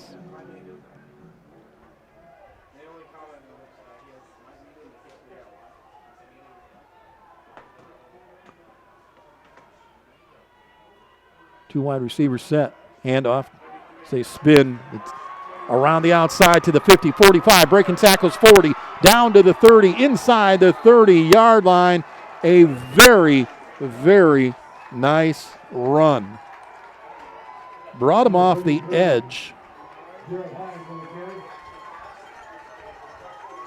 And they bring the Gerald Hines, the freshman running back, 5'9", buck 80. And he gets all the way down to the 29-yard line. So a really nice run there. And now the captains have to call timeout. And they burn a timeout for no reason. So, again, a nice run by the freshman. Gerald Hines out of Pike County High School in Pike County, Georgia. Lights it up for about 37 yards to the 29-yard line, and that is where it'll be 1st and 10 for your Tornadoes. 2:33 left to go here in the third quarter. Really nice night for football. The temperature didn't get as warm today. That's a good thing. And at game time, it was right around 77, 75, somewhere in there. And, of course, it has cooled down. Now the sun's gone down. But it's finally football-like weather out there tonight. Here we go, 1st and 10 from the 29. Offset eye for Cole, who will go up under center. Handoff, bounces off, 30, 25, 20. He's got a seam on the outside, cuts back inside, breaks one tackle, pushes another tackle down with a stiff arm, and it'll go into the end zone. And a touchdown run of 29 yards. What a run, and wow. Talk about a stiff arm there at the end. And Brevard now has 12 pending the extra points. 2 plays and a touchdown. Very exciting. They haven't even taken just a little more than 30 seconds off the clock to score. This time it's good. It is now 13-6. 2:24 left to go here in the third. And Brevard is win up on top. We'll come back in just a moment. Rouse with a great 29-yard touchdown run for the Tornadoes.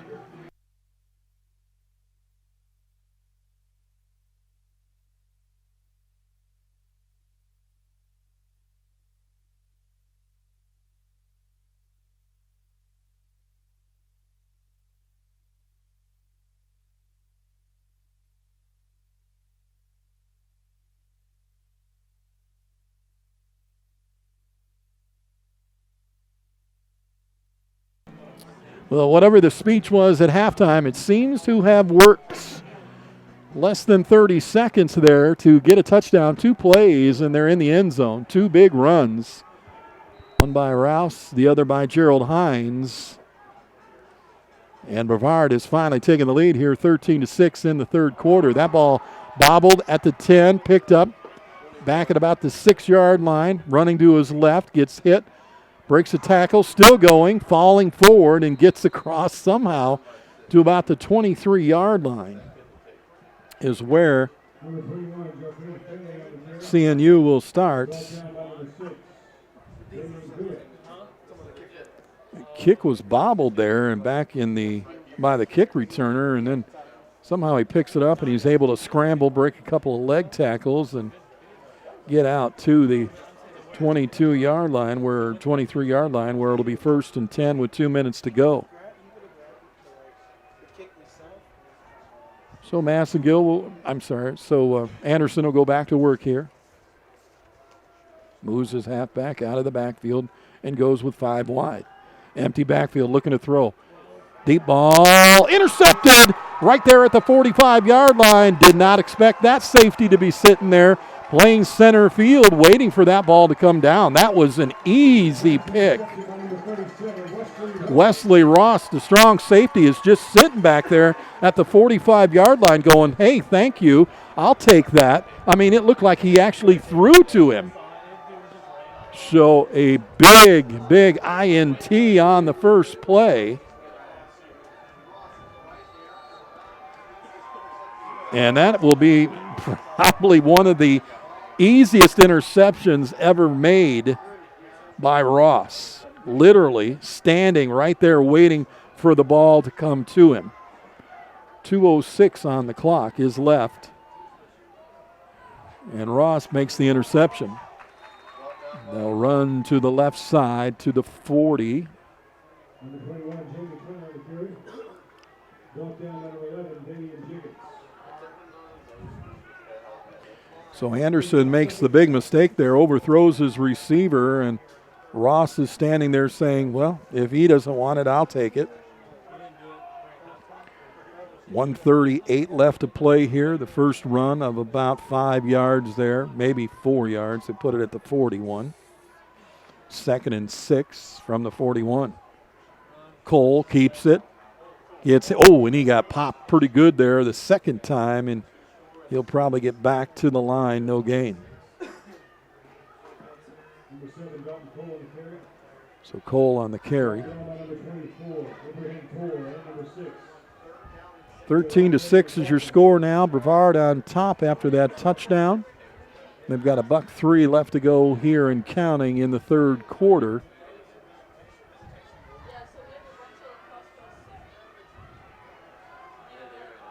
And Cole will go back to work.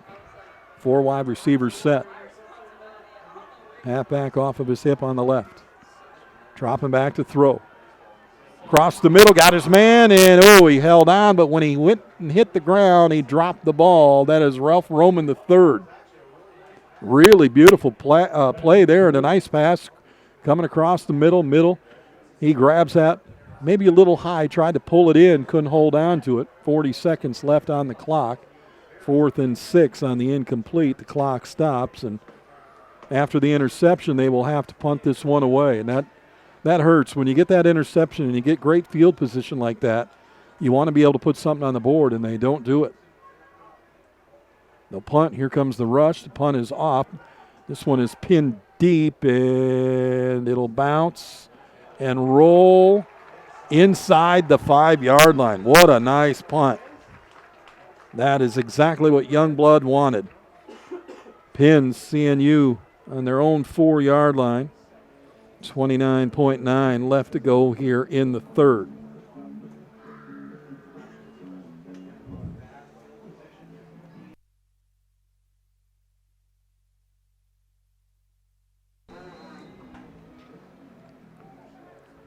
So we'll see what Anderson has working here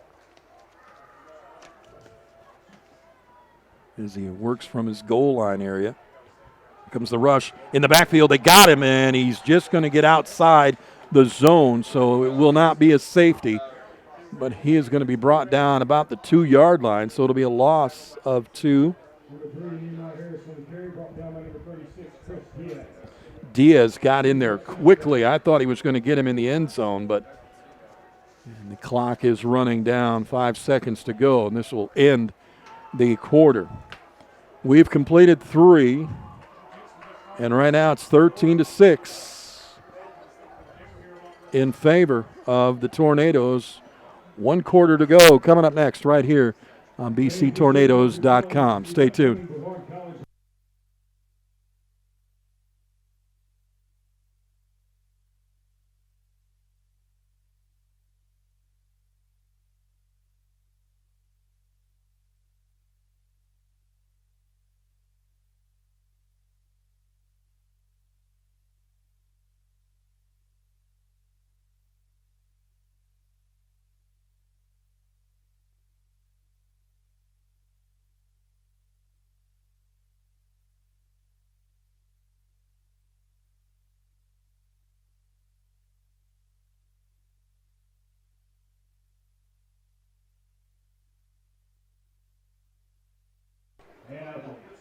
Getting ready to start the fourth quarter. Your Tornadoes with a 7-point lead, so just a one-score lead. The only scoring being done by the captains tonight, though, have been field goals. They made 2 of 3. Tornadoes with 2 touchdowns and 1 extra point missed. Captains with the ball, 2nd and 13 on their own 2-yard line. Working out of his end zone again is Anderson. See if they bring that blitz. Looks like they're going to. Here they come. Quick throw and right through the hands of the receiver. He can't hang on. He's trying to hit Grayson Bond, the tight end, and Brevard was rushing 6 guys that time, and they are trying to get out of the end zone, just couldn't do it.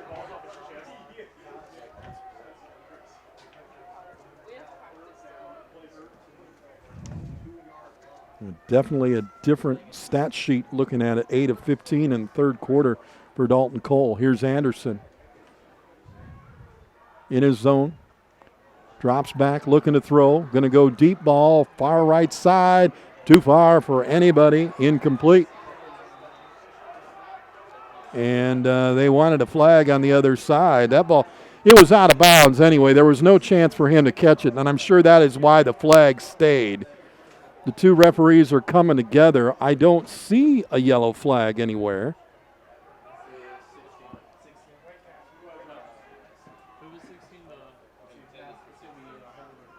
They're discussing. But they are going, apparently there is a call. I didn't see any laundry on the field at all.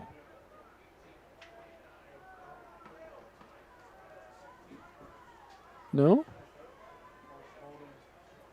Yeah, and they're going to march it off.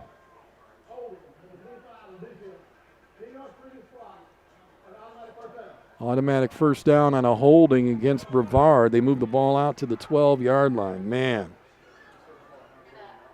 Ball was completely out of bounds. There was really no need for it. And it would have been a punting situation, but now they'll go first down from the 12. Screen out of the backfield. Inside the 10, caught. Knocked down, and flags come flying late on the hit there at about the 18-yard line.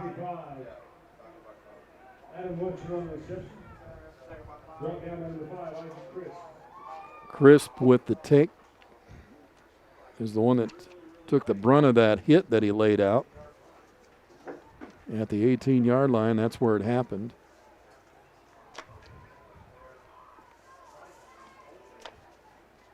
Holding is the call, and it's going to go against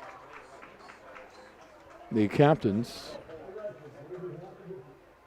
It'll be half the distance to the goal line. So it'll be back to the 6. The ball was on the 12. What do you, if it's half the distance, wouldn't it be on the 6, fellas? Oh, it's from the spot of the foul. Okay, so the ball is being placed on the 9 on another penalty. So first and about 14. They got to get to about the 23-yard line for a first.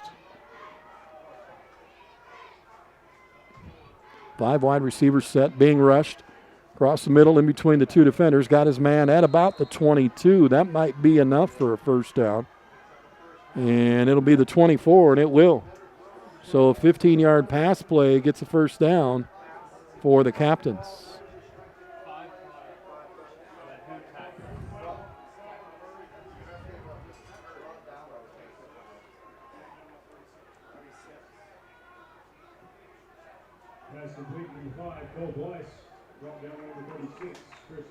Blaze picks up the reception. Anderson rolls out of the way. Throwing long down the left side. Intercepted again by Brevard at the 43-yard line. Standing back there again, playing the safety position, center field. The receiver nowhere close, double covered, and I believe that Anderson didn't see him again back there, and that is Quentin Jackson. And you know when the ball's up in the air, if Quentin's got a chance, he's going for it.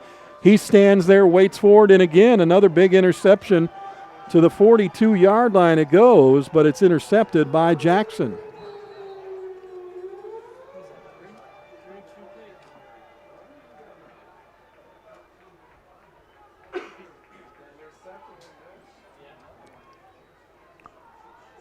So Quentin Jackson with the interception, and now Cole will take over at his 42-yard line.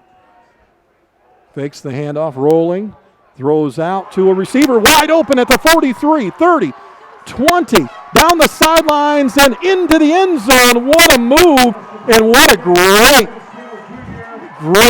rollout. Cole saw the defense coming to his right. He rolls to his left. When he spun around, he had the defense flowing one way. They got a man open down the seam. He's wide open. There is nobody around him. They pick his pocket, they put it in his hands, and he scampers the other 30 yards. A 58-yard touchdown strike there at the 13:35 mark.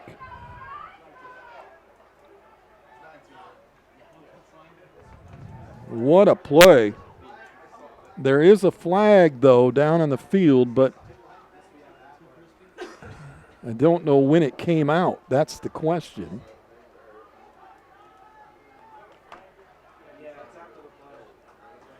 But the flag, I believe, is after the play because after the touchdown.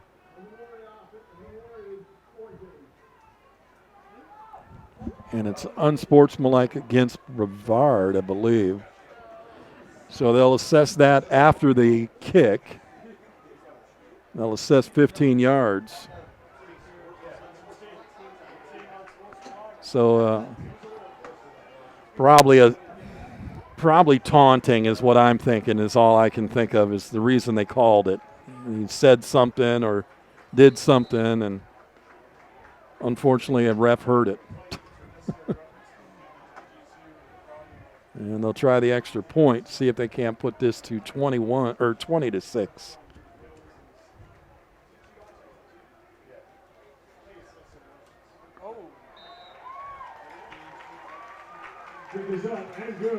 And it is good. 20-6. Brevard on top now as they connect on a 58-yard touchdown to Cortez Scales Jr. And then the Damalos kick attempt is good, makes it 20-6 with 13:35 left to play. We'll come back in just a moment.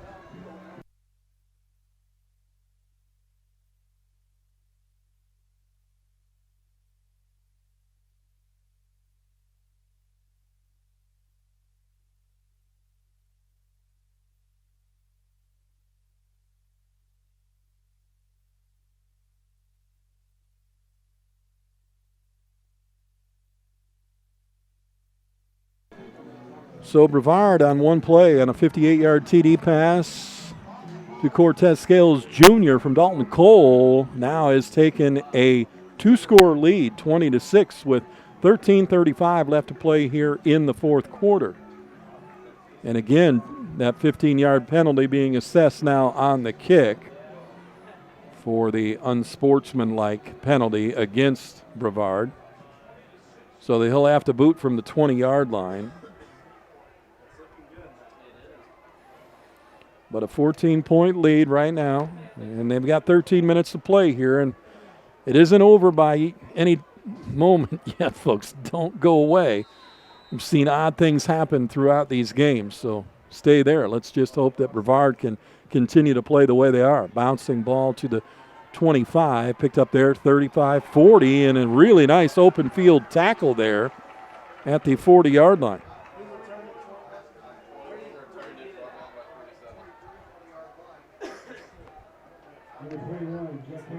Logan Atkins, I believe, with the Logan Atkins with that open field tackle. Nicely done on the kick team there to bring him down quickly. Last time Jake was out on the field, He throws the interception. See what he does here on his own 40-yard line with 13 and a half left to go.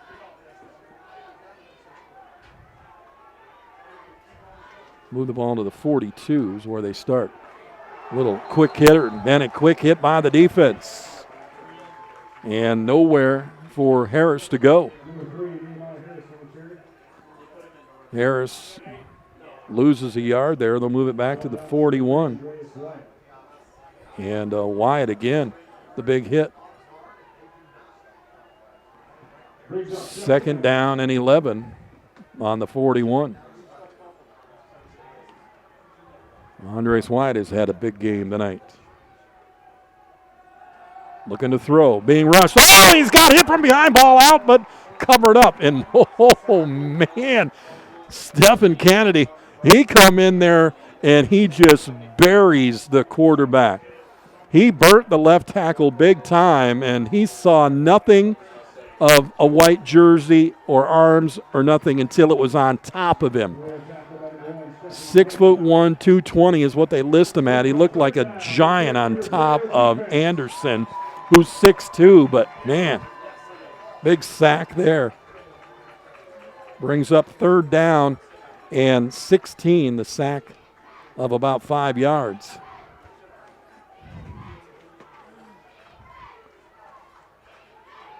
They'll rush 3. In the middle, caught to the 45. They'll pick up about 9, and they will have to punt the ball away. It'll be 4th down. So Blaze again, the redshirt junior, getting another catch there. Ball they place at the 46-yard line.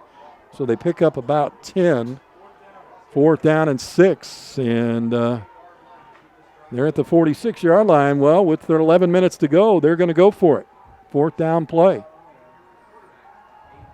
Looking to throw, being blocked at the line, intercepted, tipped into the hands of the big man up front. He'll take that ball down to the 34-yard line, and that was a huge play. They tell you when you get in the lane to put your hands high in the air. Then the big man goes down, grabbed his knee. Not sure what happened here. Cramp maybe, I hope, but he went down quickly, and he was kind of celebrating. And inside the 35, another interception.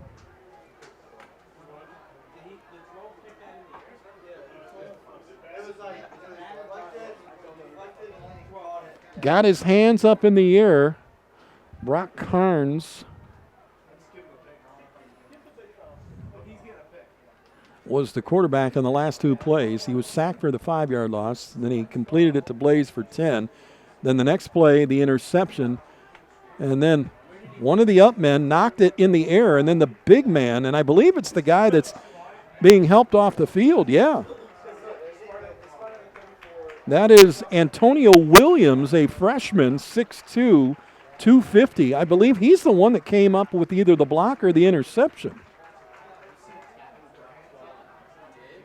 But either way, the ball got deflected, and Brevard ends up with another interception, and they have the ball on the 34-yard line? 34-yard line of CNU with 11:24 to go.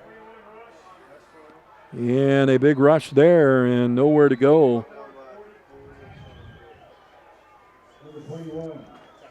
Jamie Turner, ball carrier. And a couple of guys in on the tackle. 2nd down as he loses 2 yards on that carry.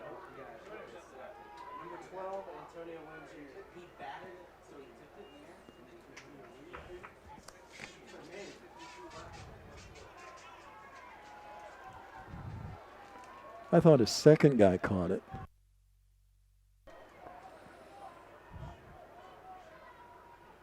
Dropping back, looking to the left side, looking to throw, plenty of time. Got his receiver wide open, tipped and knocked away.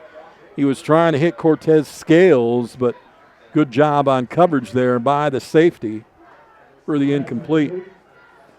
On the stat sheet, they are showing that Antonio Williams Jr. batted the ball up and then caught the ball and returned it. I thought he was the one that caught it, but I thought somebody else might have blocked it. But either way, interception there. Jake Herzog on the coverage there. Nicely done for the Captains. Brings up a 3rd and 13. Ball is right around the 37-yard line, give or take. Cole looking, got time, rolls out to his left, gets hit at the 45. He's going to go down at the 46 on a sack. Nowhere to go. Tried to go up into the pocket. And when he did, he was looking at the defensive player that just ran into him. So it brings up a 4th down, and Brevard will have to punt. So, again, another interception that they don't make anything happen.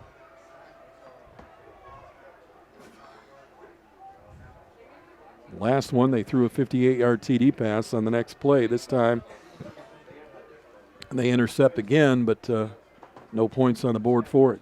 They'll have to punt away, and Jackson Youngblood will punt from about his 40. Kick is up. And it bounces again, and it goes out about the 16-yard line. So 9:36 left to go here. Christopher Newport will get the ball back again. Their last 3 times with the football have been interception, interception, interception. 30-yard punt from Youngblood.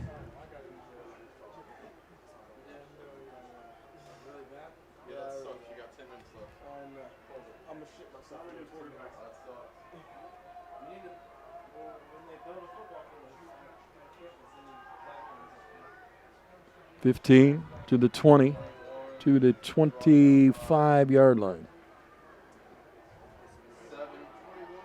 So about a 9-yard run there. We'll see where they mark it. Just a little shy. It'll be 2nd down. Or are they marking it? No, they. That's complete number 21. Drop down Kennedy. Drop down number 7, Eddie Dean. 9 minutes to go. They call it a 1st down, and I thought he was a little short myself, but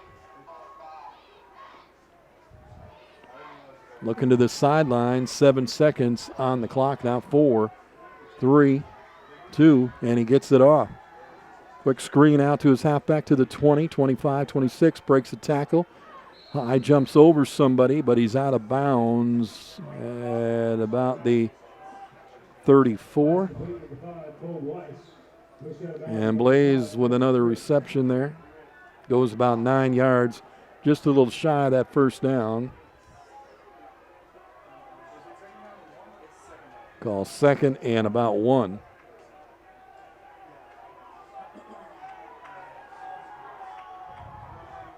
Cross seam pass there. Quick hit.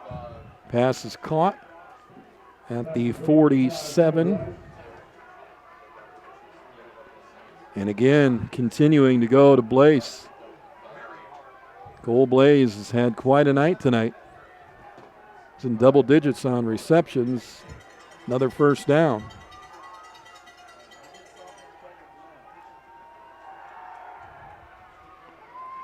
Rush through the middle and chased out of the pocket. He gets about 2 yards on the run as they close in on him.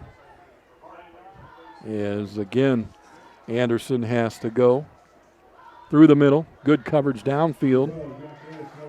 Anderson picks up 2, and Williams and Chris Diaz in on the tackle. 49-yard line, 2nd and 9.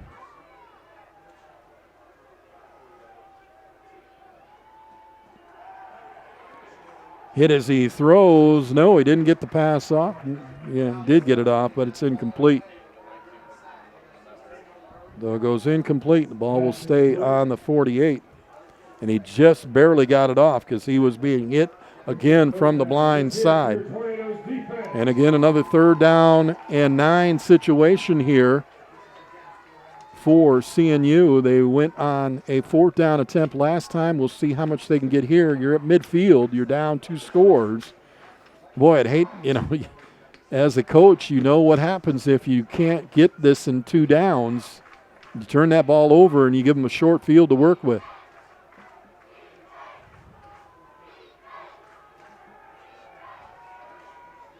It is he throws, caught, though, at the 40 and held on to.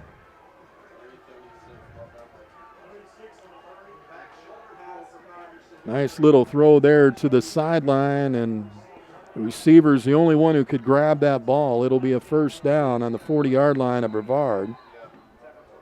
Pass complete, number 19. Pass is complete, and then we get a whistle. Brought down by number 25, Quentin Jackson. Jackson on the tackle there, and then the timeout. Not sure who took this one, but we'll take it as well. It is 20-6 with 7 minutes to go. 1st and 10 for CNU on the 40-yard line of Brevard when we come back.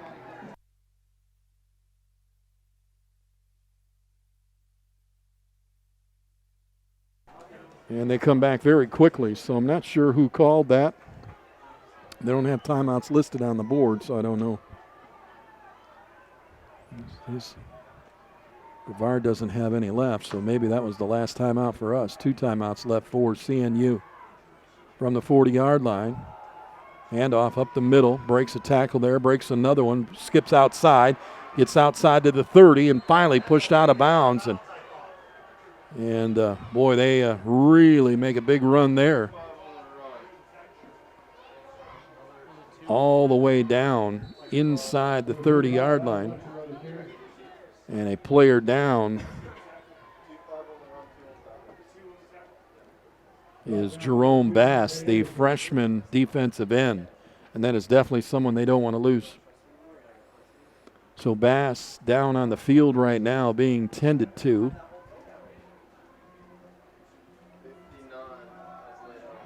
Luncher with a 12-yard run to the Brevard 28-yard line.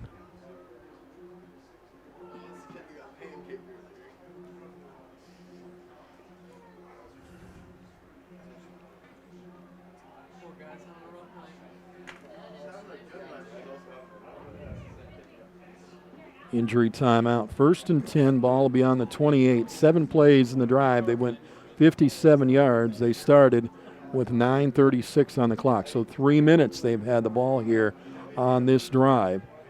But again, a 2-score lead right now for Brevard. And the ball is sitting 2 yards in front of the 30. So the ball is at the 28. And they are still looking at Jerome Bass, the freshman defensive end. Now, Antonio Williams, who had a big play earlier, is the guy who plays that position backup-wise. He's also 6'2", 250. He's a little bigger height-wise than Bass.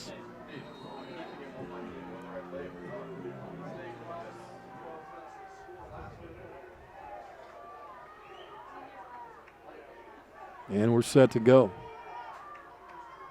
Anderson going to change the play as he gets one from the sideline.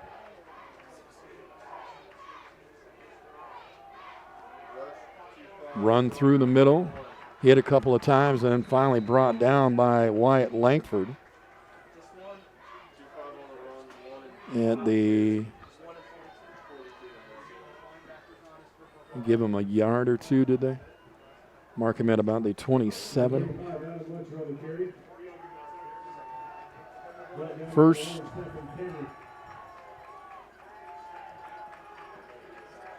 .547 left to go. Dropping back, looking to pass, being flushed out of the pocket.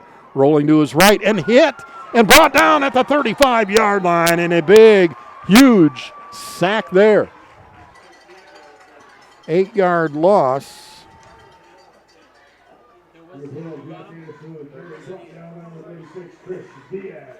Diaz, again, the inside linebacker chasing him down, and then when he got to him, it looked like he was going to try to throw. Anderson looked like he was going to cock back to throw, and Diaz does the smart thing and gives him the bear hug tackle, wraps him up and takes him to the turf. Ball placed back at the 35-yard line where it'll be 3rd and 16. 3 wide receivers set, looking to throw. In the middle of the pocket, gets flushed out, throws over the middle, tapped and knocked away, and nicely done defensively by Wesley Ross, the strong safety. And Rook Tate also helping out there. It'll bring up 4th and 16, ball on the 35. This will be the 11th play of the drive. And it is a 4th down, 4:52 to go. Of course, the incomplete stops the clock, but the play clock rolling right now with 11 seconds as they break the huddle. They better get moving. Delay a game isn't going to help you. You got to get inside the 20. Here comes the rush. Getting through. There's a holding call. No whistle. There's hit as he throws. Incomplete. And it'll be a turnover on downs.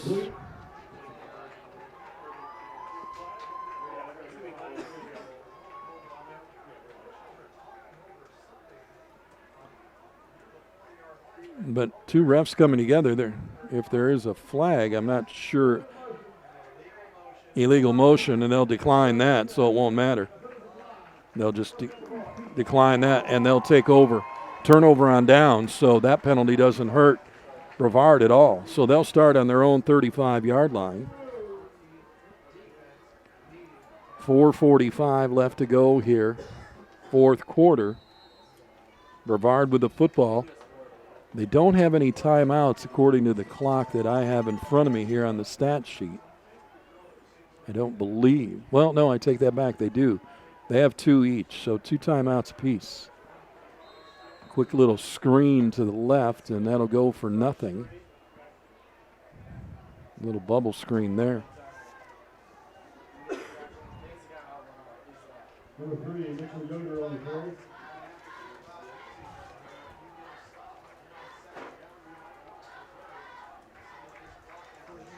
Ball is at the 33-yard line, so they lose 2 on that screen. 2nd down, 12 from the 33. Cole in the shotgun, 4 minutes and counting, and been told, I'm sure, to take as much time off the play clock as possible. Showing blitz, they're bringing them all. Cole going to keep, scoots in between the right tackle and the right guard. Good block there. Gets across the 40 to about the 42.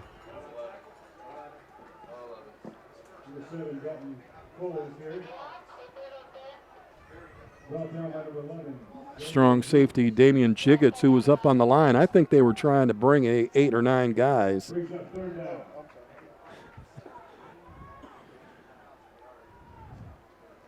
3:27 left to go. 3rd and 3 from the 42. Brevard on top, 20-6. Big 3rd down here. Get the first and probably pretty much seal the game. Fakes it, rolls to his left. Across the middle, got a man sliding in, making the catch at the 45-yard line on the other side of the 50. And Henley, they tied in with a big catch there. That's a 1st down. As that pass will go for about 13 yards, and that's a 1st down.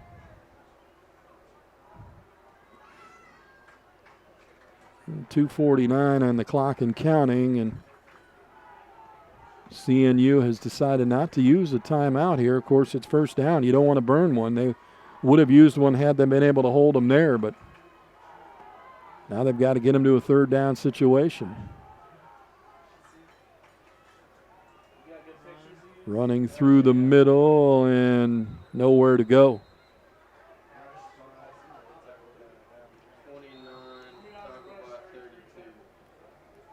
Rouse trying to get a yard or so there maybe. And then the timeout being taken by Newport. Ball's at the 44, so they're going to give him a yard. Timeout taken by Christopher Newport with 2:19 left to go. Here we'll take a quick one as well. We'll come back. 20-6 lead right now. Your Tornadoes on top.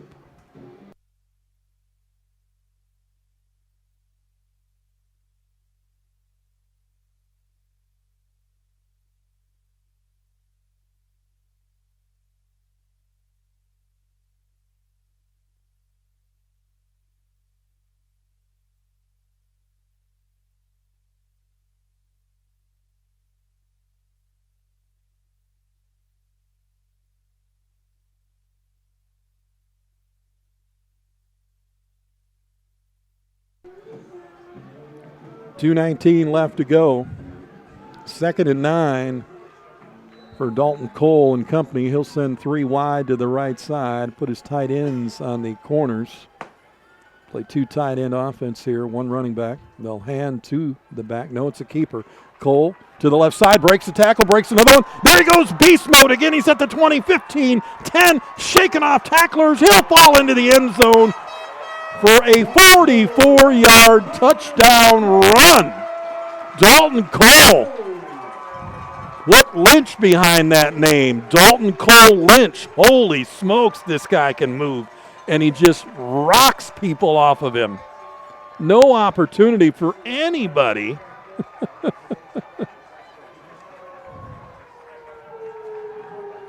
45 yards to the end zone.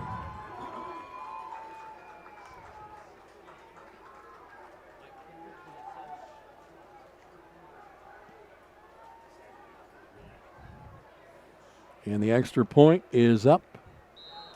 And it is good. 27-6. 2:07 left to go here in the game. CNU is going to get the ball, but this one is all but over. All you got to do is start the bus for CNU. We'll be back. Stay tuned.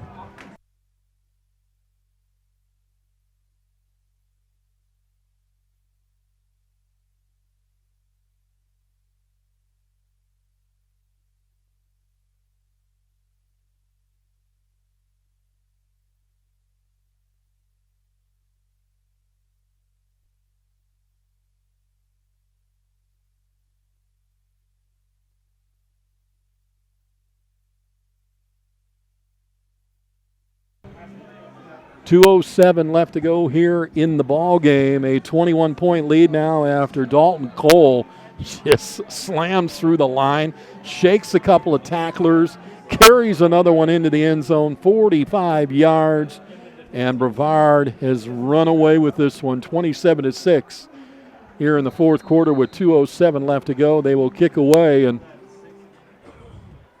it has been quite a ball game. It was really kind of ugly in the first half, especially for the offense for Brevard, but they finally found themselves here. Something was said at halftime, I'm sure, and whatever it was, they better put that in a jar and keep that for next week. Whistle blows before we kick.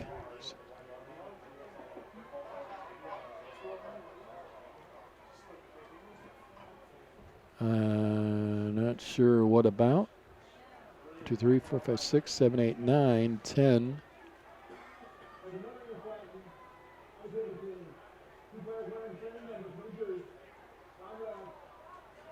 They lined up illegally for the kick, I guess. So an illegal formation on the kicking team, which is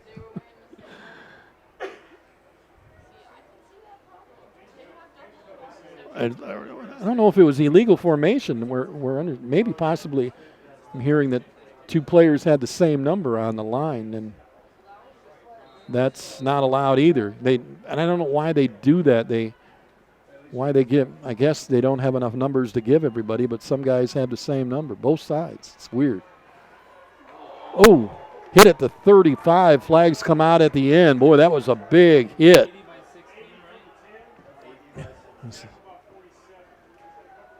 Big hit there, and a flag comes out. Ball is at the 35.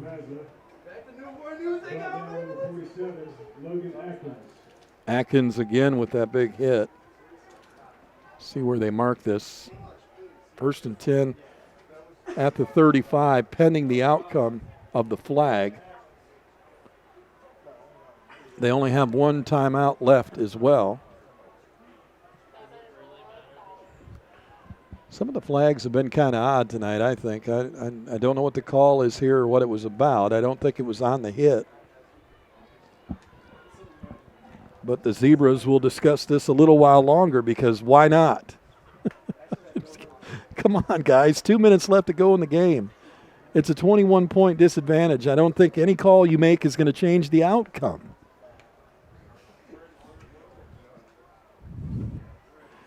Apparently they're applying for next Thursday night's NFL game because those guys like to throw the flags as well.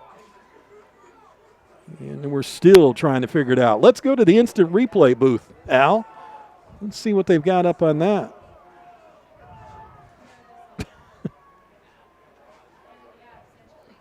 Just walk off 5 or 10 one way or the other. Let's play ball. Come on, guys. And they back it. They're going to put the ball at the 32-yard line, and hey, that's classic. Sorry, threw the flag. Didn't mean to. Pick it up. Let's play. All right. No foul on the play. Figure that one out. And it took that long of a discussion, and they all came together. I actually think they were talking about where they're going afterwards, but 2:02 left to go here. 1st down. And Christopher Newport will start with a 4-man set. Anderson in the shotgun. Throw to the side and incomplete. Trying to hit Grayson Bond, the junior tight end. The ball will stay at the 32-yard line. 2nd down. Throwing again, got his man at the 30, 35, 40. Little scamper on the outside, 45, cuts back inside, gets across midfield. A couple of missed tackles there and a good little run, though.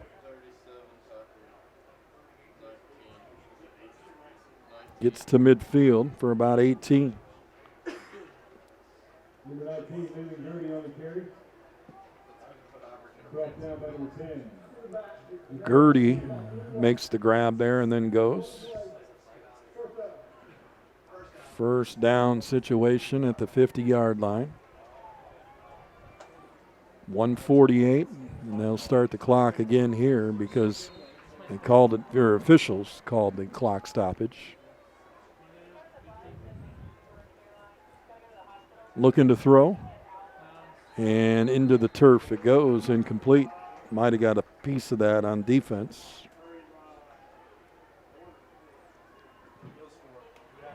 1:45 left to go. 2nd down and 10. Ball at midfield. 21-point lead for Brevard.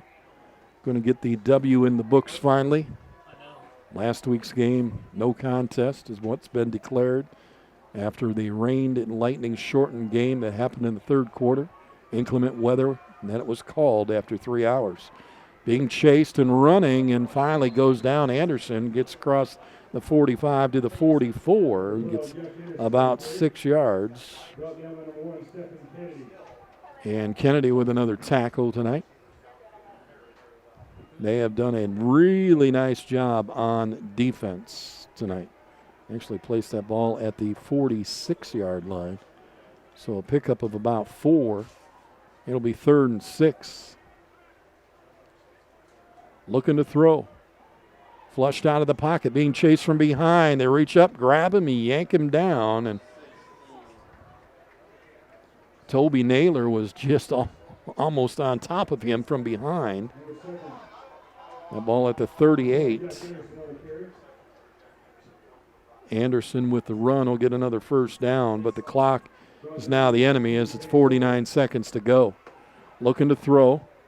Complete at the 40, 45, 30, 25, and then knocked down, but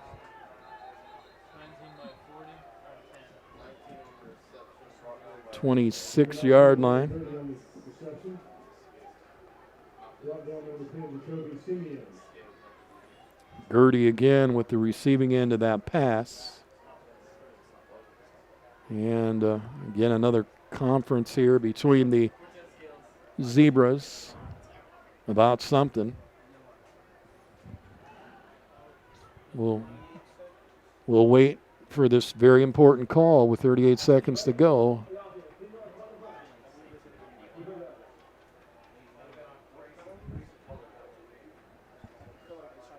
Not sure what he actually called there, so the ball's going to go back to the 45-yard line on the penalty. On Brevard's side with 37 seconds and counting. Low snap, bobbled, and falling on it, and back at his own 47.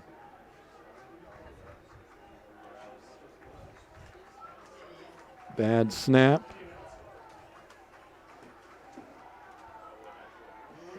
And their 47-yard line with 16 seconds to go, and time for the Hail Mary.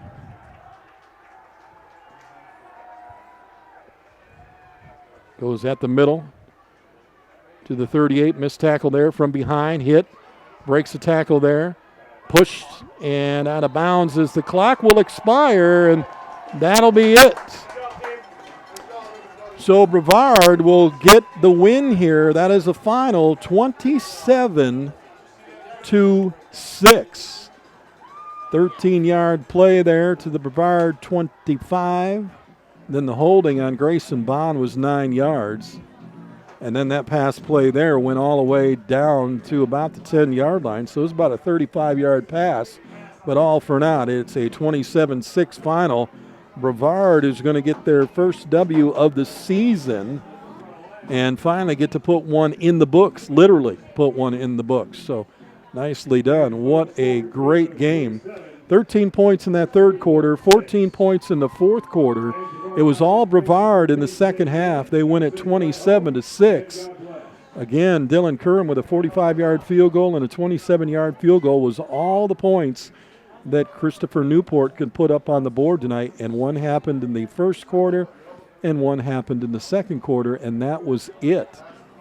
And then if you look at it, Brevard finally started to do things they didn't do throughout the entire game. One was third down efficiency. They got 4 of 12. They went 1 for 1 on a fourth down efficiency.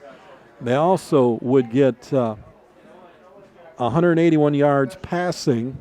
They would go 10 of 18, averaging about 10 yards a pass play, most of that in the second half.